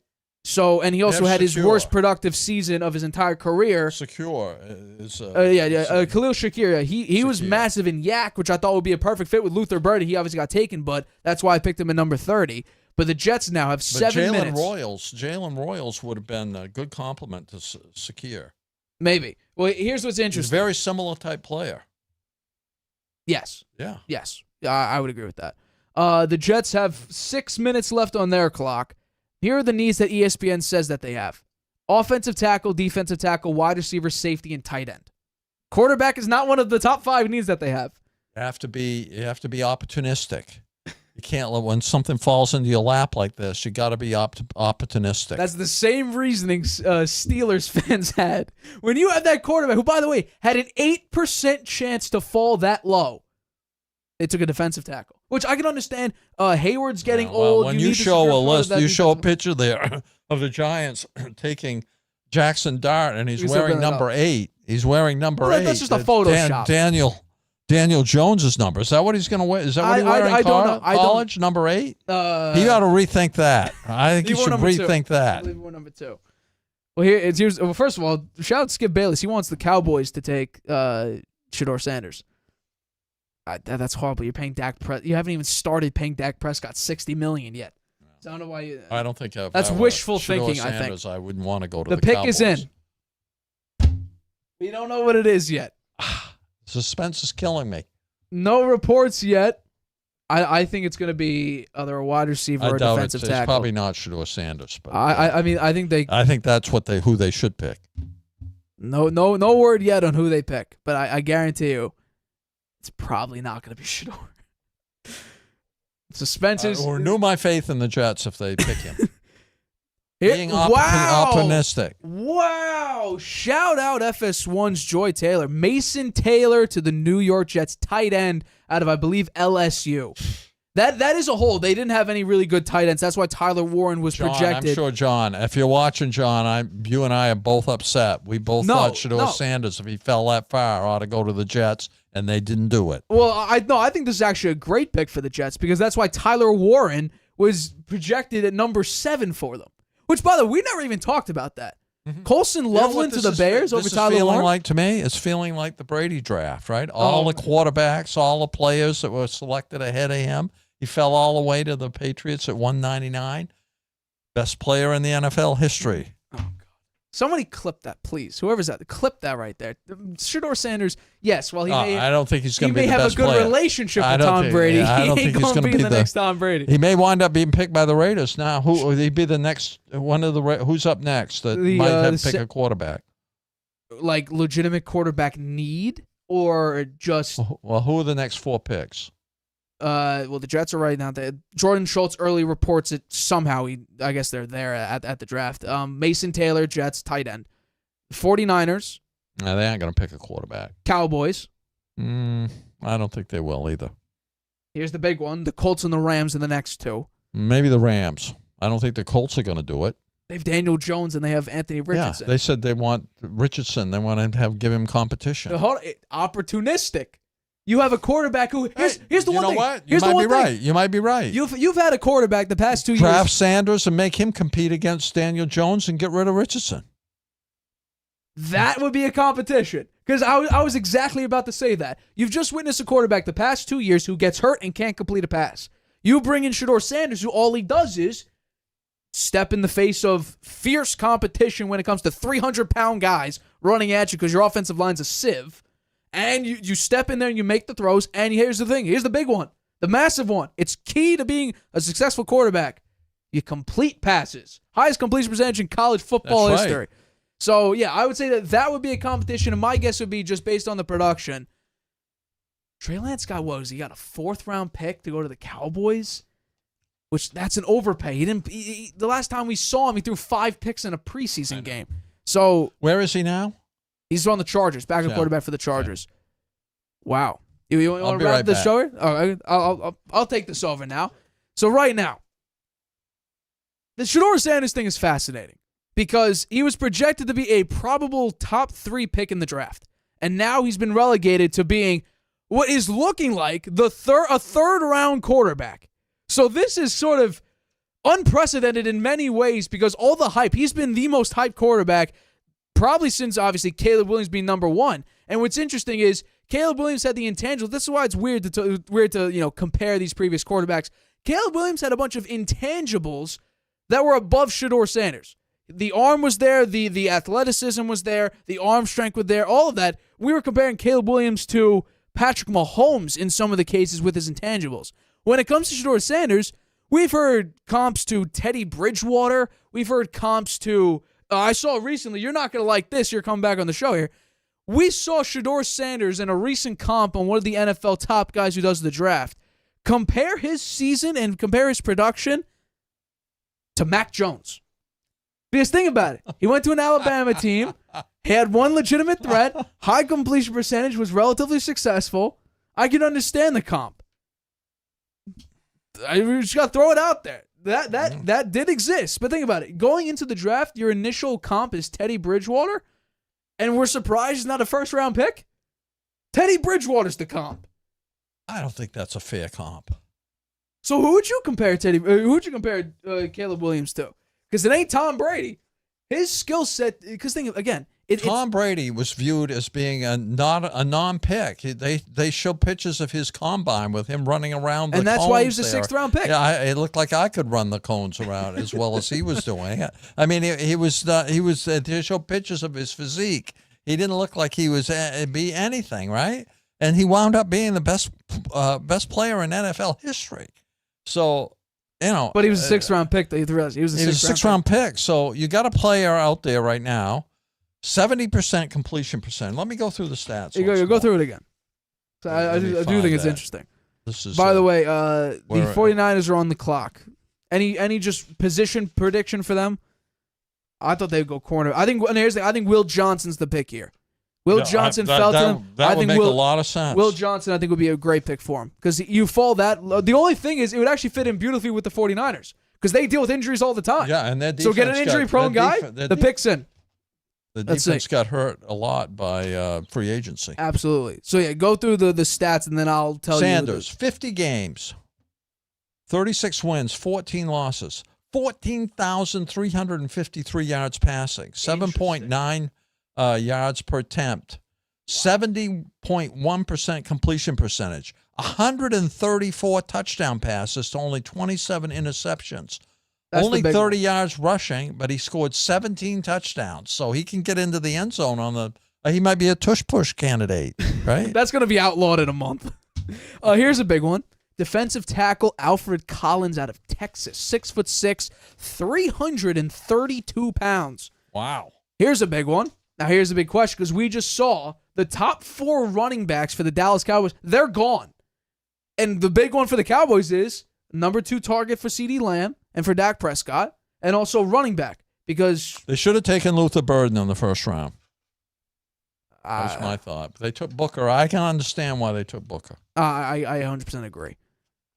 This is going to be interesting because according to ESPN, Maybe they take Jalen Royals. maybe.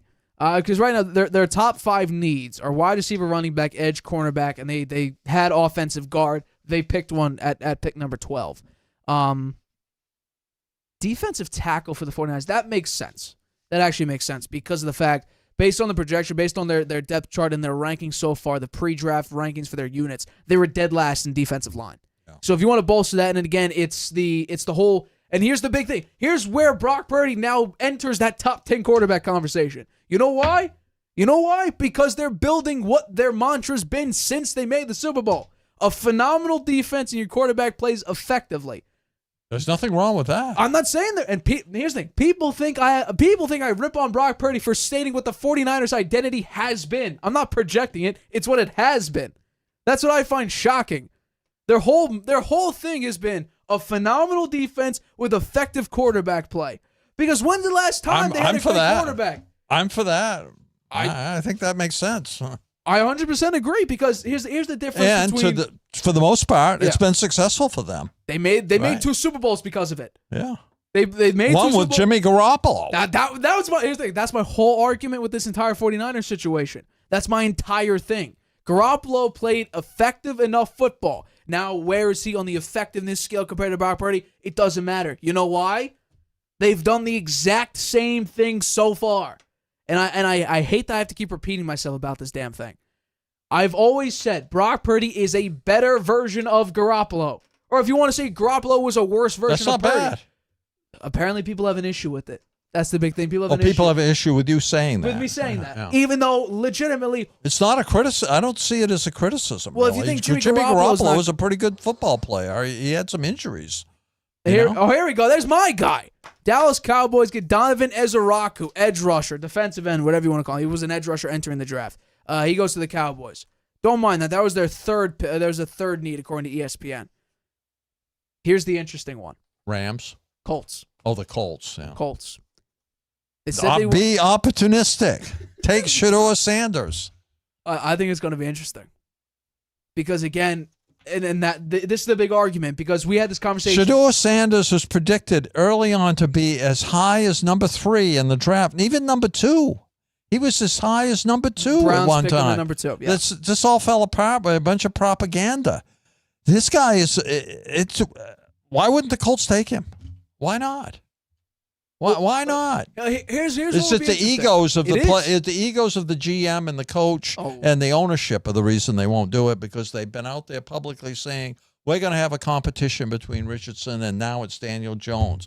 You think if Shedeur Sanders on the board and those 2 guys are the ones that are going to be your quarterback, you wouldn't think hard about maybe taking Sanders? Huh? Let's see what happens here. I'm on board with you because I said when Chris Ballard, the GM for the Colts, said that they wanted to have this competition between Richardson and X. I said, don't do Mac Jones, don't do Trey Lance, don't do Zach Wilson, don't do any of the bum quarterbacks that are bona fide backups.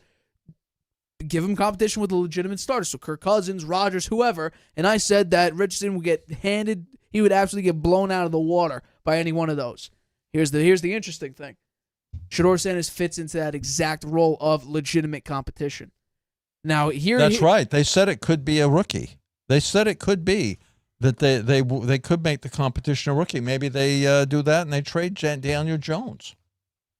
Huh? Well, you trade him the draft for draft capital. Well, here's the one thing about Daniel Jones. You did pay him a lot of money if he is your you paid him $14 million, right? For a backup. No, but yeah. Well, that's I don't know. the thing for a backup. Look at Kirk Cousins.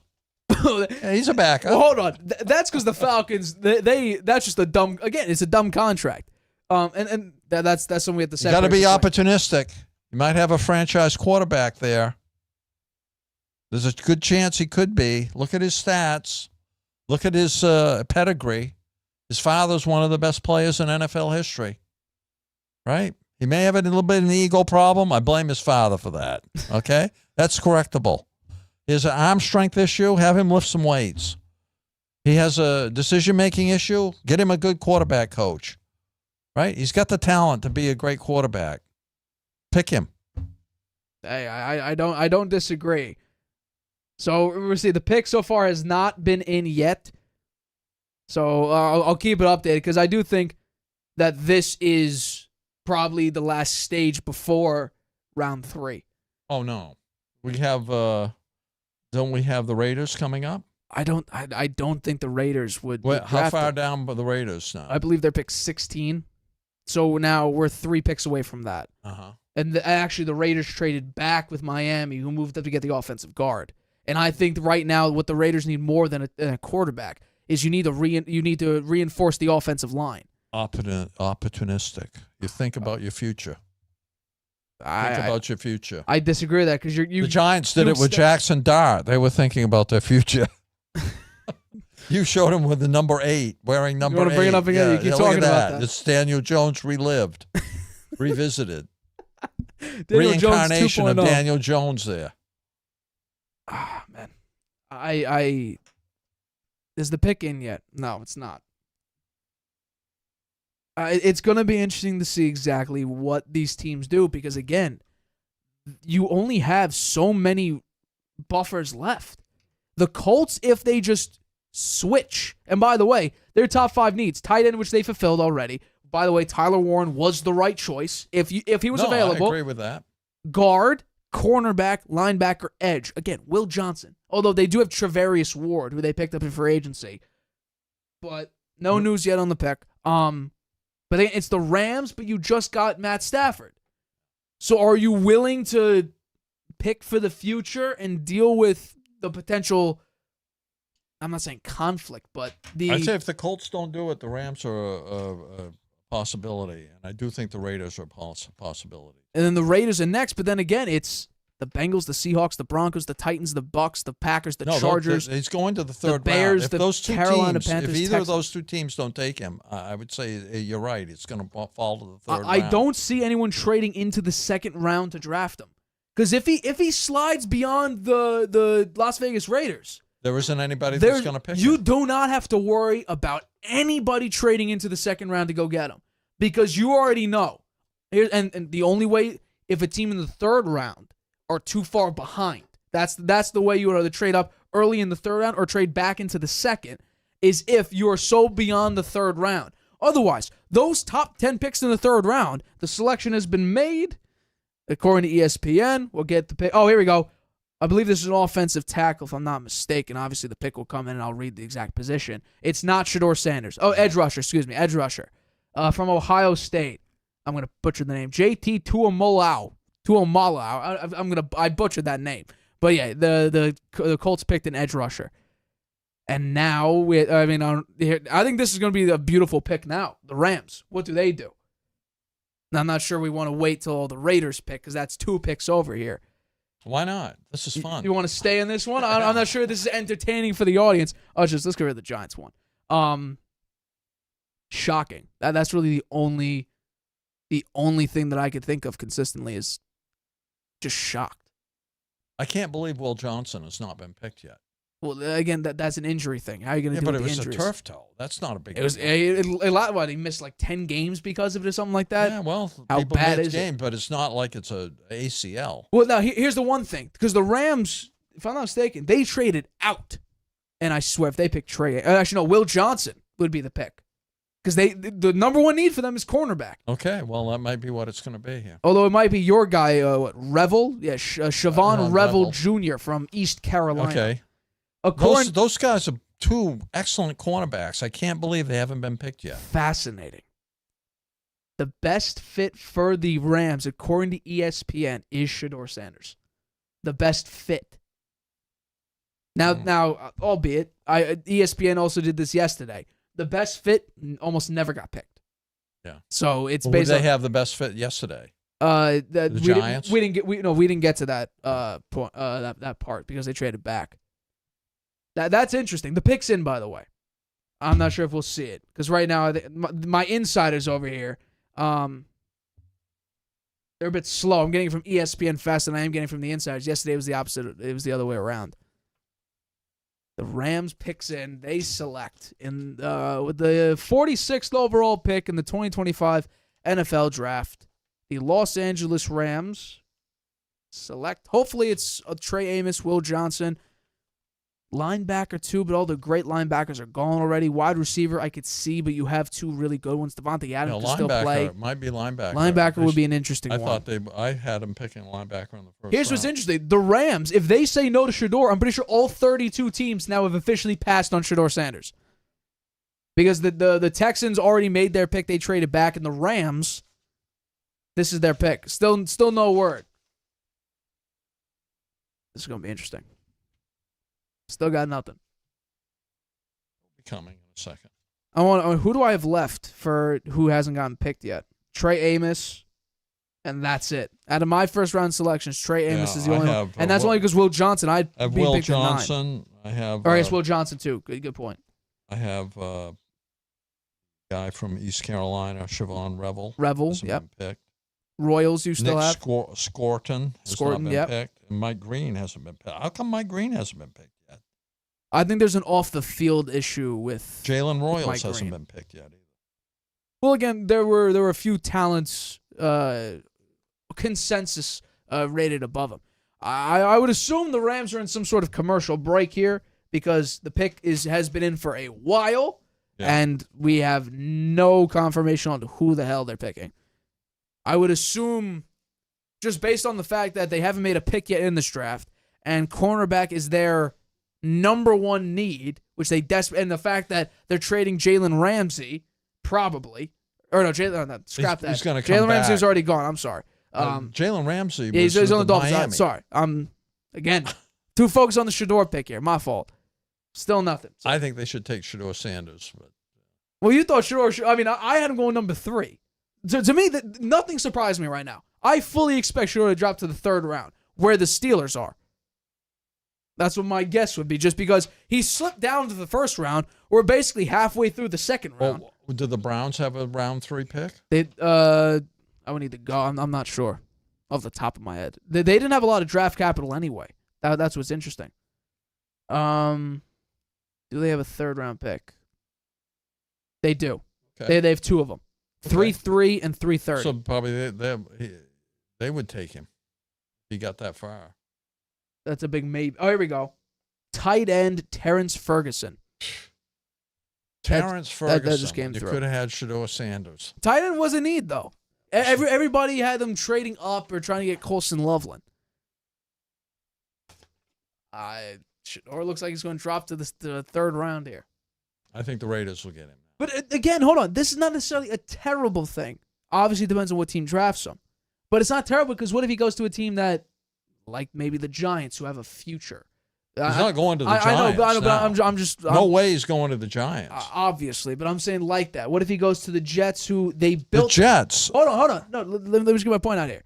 They're building up their roster. Shedeur's dropping, so the roster's getting better. So he's going to a better team. Let's look at the 3rd round. While we're waiting for this pick. So who are the Kill picks? him here. How's the 3rd round start out? Yeah, give me 2 seconds here. Because I don't have all the picks yet in front of me. It takes way too much time. Full mock draft or full draft order. I don't know if it'll be updated because all the trades and everything, but the Giants have the number 1 pick. In the 3rd round? Yeah. Well, they're not taking him. Obviously. This might not be updated, so bear with. I don't think it is. So this is not the full thing. I wish I can get an updated one. Maybe I can with ESPN. I would think they would have it. They're only showing the 2nd round, which is highly annoying. Maybe I'm wrong, but so far all I'm seeing is the 2nd round. But here we go. Based on, I know some trades have been made, but just for the sake of this conversation, Giants, Chiefs, Cleveland, Las Vegas, New England, Jacksonville. New Orleans at 71. The Browns at 67, maybe. Although again, I don't know if these have been made. So if someone would like to send the link over in the chat to help me out, greatly appreciate that, because I'm not finding the swapped order or like all the trades and everything that have been made for the draft order. I don't go through team by team.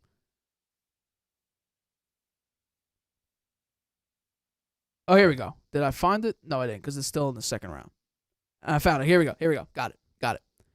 Giants, Chiefs, Browns, Raiders, Patriots. Those are the first 5. Giants, Chiefs, Browns, Raiders, Patriots. It's either The Browns and the Raiders again. And then outside of that, Jaguars, Saints, Bills, Jets, Panthers.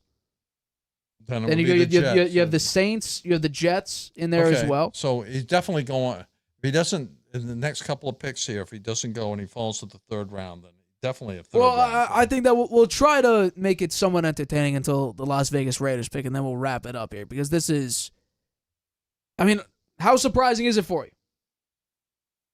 I'm surprised. I'm very surprised. I would think some of these teams would be opportunistic and say, wow, we got Deion Sanders' son. Here we go. Cardinals get Will Johnson. He's finally off the board. Okay. Will Johnson. Here's the Raiders. The Raiders pick is finally up. This is interesting. They traded back with Miami. We have to remember that. They traded back with Miami. Miami took an offensive guard. So it's safe to say they didn't desperately want Shedeur Sanders, because otherwise, why not just take him with that pick? Well, they didn't want to use that higher draft pick. You moved down, 6 spots, 10 spots, whatever it was. Yeah. It's not like you moved, heaven and earth to go backwards. Tyler Shug to the Saints, man. That's crazy. Raiders are officially on the clock. Man. One thing. Here we go. They traded back. They traded back? Houston Texans are up now? Yeah. Well, Sanders is not going to be picked by them. How far back? They went back to the Texans pick? 3rd round. They traded 2 third-round picks for the Texans to move up to 48. They traded to the 58th and the 99th All right, picks. well, we're not going to sit here till the 3rd round, right? Well, as it currently stands, yeah, I don't think he's going to go now. I mean, you would need a team to trade back into the second round. But they don't need to. Well, why would they? Why would you waste draft capital when none of these teams are going to pick a quarterback? Correct. Now, this was the last buffer. Yeah. This was it. You know what this says to me? The quarterback play in the NFL now has gotten better. There aren't that many teams that need a quarterback. Yes. Now, right? Yes. Right? Agree. Yeah. And you look down through here. Well, think about it. Look at the current quarterbacks. The Texans don't need a quarterback, right? Okay. The Seahawks don't need a quarterback. The Browns need a quarterback. That's one. Okay. Although Miami doesn't need a quarterback. They paid Tua big money. The Patriots don't need a quarterback. The Bears don't need a quarterback. The Saints potentially could need a quarterback. That's 2. Well, not anymore. Hold on. The Saints not anymore. They have Tyler Shug. Oh, that's who they took. Yeah. So the Saints are off the board then. Okay. So they don't need a quarterback. So we're still at 1. Cleveland. But Cleveland. I could argue the Cleveland. Buffalo doesn't need one. Yep. The Jets. You think they do. I do. Nobody else does. Yeah, I do. San Francisco doesn't need a quarterback. Dallas doesn't need a quarterback. The Colts, we would argue they do, but they're not going to do it. The Rams, for the future, maybe. I'd say if Sanders falls to the 4th round, then if he falls to the 4th round, there's something going on. There has to be massive. The Cardinals. Do you think they need a quarterback? I have that guy ranked very highly. You got him as the top 3 quarterback. The Texans don't need a quarterback. I would say the Cardinals don't need a quarterback this year. Okay. The Bengals don't need a quarterback. The Seahawks don't need a quarterback. The Broncos don't need a quarterback. The Titans just drafted Cam Ward. The Bucs have Baker Mayfield. Green Bay has Love. The Chargers have Herbert. The Bears have Caleb Williams. The Panthers have Bryce Young. The Raiders have Geno Smith for 2 years. The Ravens have Lamar Jackson. The Lions have Jared Goff. Washington has Jaden Daniels. Kansas City has Patrick Mahomes, and the Eagles have Hurts. There's not big a need for quarterbacks in the NFL now. Well, most teams are set for quite a few years here. I'm going to try. I think that has a bigger bearing on Shedeur Sanders falling this far than most and his father. Those are the two main factors. To me, arm strength is BS because he can lift weights to improve his arm strength, and decision making is BS because they can coach that. But sometimes you can't. Because you don't think the Patriots tried to coach Mac Jones from stop being so scared to get hit? I think they tried. Here's what I'm interested in. I want to go back to basically the past. I'll bring it up and I'll read off the quarterbacks. I'm curious to look at the last 3 quarterback drafts. And where does Shedeur Sanders fall amongst those picks? Because if we're saying that, and hopefully I can bring this up quickly, the last 3. So let's go 2022 to 2024. Okay. We're going to go through basically all the top. I'll get rid of the obvious ones. And let's just do the mid-tier ones. So, does Shedeur Sanders clear these quarterbacks? And if you want to do starting quarterbacks, just so because obviously, who was drafted? Who was the first quarterback drafted in 2022? Well, there's 47 quarterbacks since 2022 to be drafted. Well, I would go with who got drafted. All these quarterbacks got drafted. Okay, but we're not going to go down 47. Okay, let's just do the first. Who are the first? You want to do the first 3 rounds? The first 3 quarterbacks drafted. We'll do the top, the first 3 rounds from the last 3 drafts. Okay. So Caleb Williams. I would say he's probably ahead of Shedeur Sanders. Okay, gotcha. Williams, yeah. Here's your guy, Bryce Young. Bounce quarterback. I would say that's a toss-up. I would say that's a toss-up. Fair. Yeah. Jaden Daniels. No. C.J. Stroud. No. Drake May. Maybe. Richardson. Yes. So that's definitely one. Asterix. Michael Penix. We've seen for 3 games. I think he's ahead of him too. Okay, Penix. Bo Nix. Maybe back then, but now I'd say no. We know what Bo Nix can do. Scouts had Cam Ward at number 7. I don't think Shedeur's going to pass Cam Ward. If all these quarterbacks were in last year's draft class, Cam Ward would be behind Bo Nix and all these other quarterbacks in prospect rankings. No pick on the Raiders. I would say, based on the ones we just went through, Shedeur Sanders would have gone in the first round. Well, hold on. I'm not done here. I'm not done here. Kenny Pickett, that's a yes. Yeah, definitely yes. Will Levis, he went in the second round. So Levis. Hendon Hooker, he went in the 3rd round. Wow. Yes. Desmond Ridder. Yes. Malik Willis. Yes. He played well this year. So here's the thing. Shedeur Sanders and the quarterbacks in this draft are unlucky. They're unlucky for 2 reasons. There's a lot of other talent. The edge rusher, there's tons of talent there. Yeah. Right? And a lot of these teams have good quarterbacks. They don't need a quarterback. Right. Those are the 2 things that are affecting the quarterbacks being picked here. Right? Here's an interesting how Jaxson Dart got picked in the first round is beyond me. I mean, again, I can tell you. And I think your little graphic there says it all. It's got number 8 there. That's Daniel Jones' old number, okay? That's a foreshadowing in my mind. Well, and even people are saying that they're similar to one another. Well, here's how one the GM would let them do that. I don't get it. That's Shane and Dable, huh? I think that might have been a John Mara pick. There's rumors that the owner would override a Shane. He should have overridden them on that one. Here's one that I might find interesting. I'm curious. Joe Milton. I would put Shedeur Sanders ahead of him. Yeah. That's interesting. That I'm actually fascinated by that decision. Oh, here we go. Here's your guy. Your offensive tackle that could pick, Ursary. I believe you had him going number. He's down there a little ways. You had him in the first round. No, You might have. Quarterback? No, offensive tackle.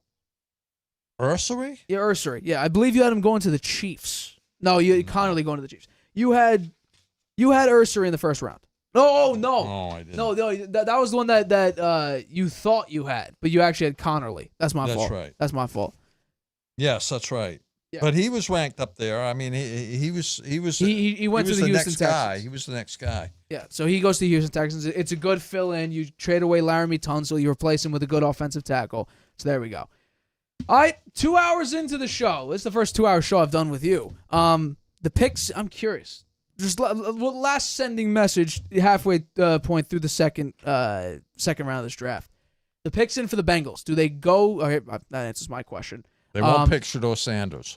I believe they just went edge rusher, Demetrius Knight Jr., 6'2", 235, South Carolina.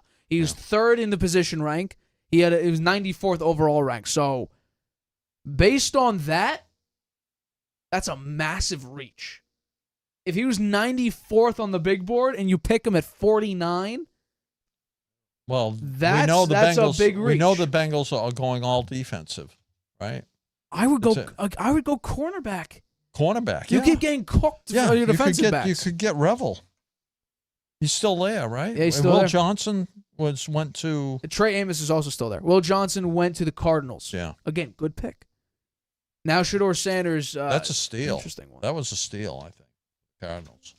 I would agree. Again, it's the injury thing. I'm predicting now Sanders drops to the third round. I don't see any team that would pick him now. They all have good quarterbacks. Interesting. All right, well, we'll leave it here. Thank you for everyone who tuned into the I guess, impromptu round two reaction. This is fun. Yeah, maybe next year we do the first round. Who knows? Yeah. For this episode of the Harvey Hour, we thank you all for watching and sticking around for us. Apologize for if the back half of this wasn't as entertaining as the pre-planned topics here. But yeah, Tuesday, we'll be talking about Shedeur Sanders again. Oh, yeah. Because I guarantee you he's going to be drafted. Yeah, I agree. What round he gets drafted in? Who the hell knows at this point? But I doubt he falls to 199. That's where Brady went. God, if he does, I have to hear your Brady comps again. And also, I want to talk to my other son, John, see what he's thinking now that the Jets have passed on Shedeur Sanders several times now. We'll try to get him on the show, maybe. Who knows? Yeah. But for this episode of the Harvey Hour, my name's Nathan Harvey. That's my dad, Stephen Harvey. As always, we thank you for the constant support. We will see you Tuesday. NBA, we got to deal with some of these games out here. Memphis Grizzlies, Ja Morant out for Game 4. That's a sweep. The series is over. Thunder are going to advance in that one. We'll talk about some of the games on Tuesday as well as some of the reaction to the draft. And next week, special guest, my friend Nick Santelli coming on the show once again. I believe he ties John for the most appearances on the show. So there you go, Nick. Appreciate you. We'll be talking about the Giants draft and all of that. He'll be grading that draft as well as more NBA coverage. So yeah, we'll see you Tuesday, 6:30 p.m. Eastern, right here on YouTube. Hi, Grandpa.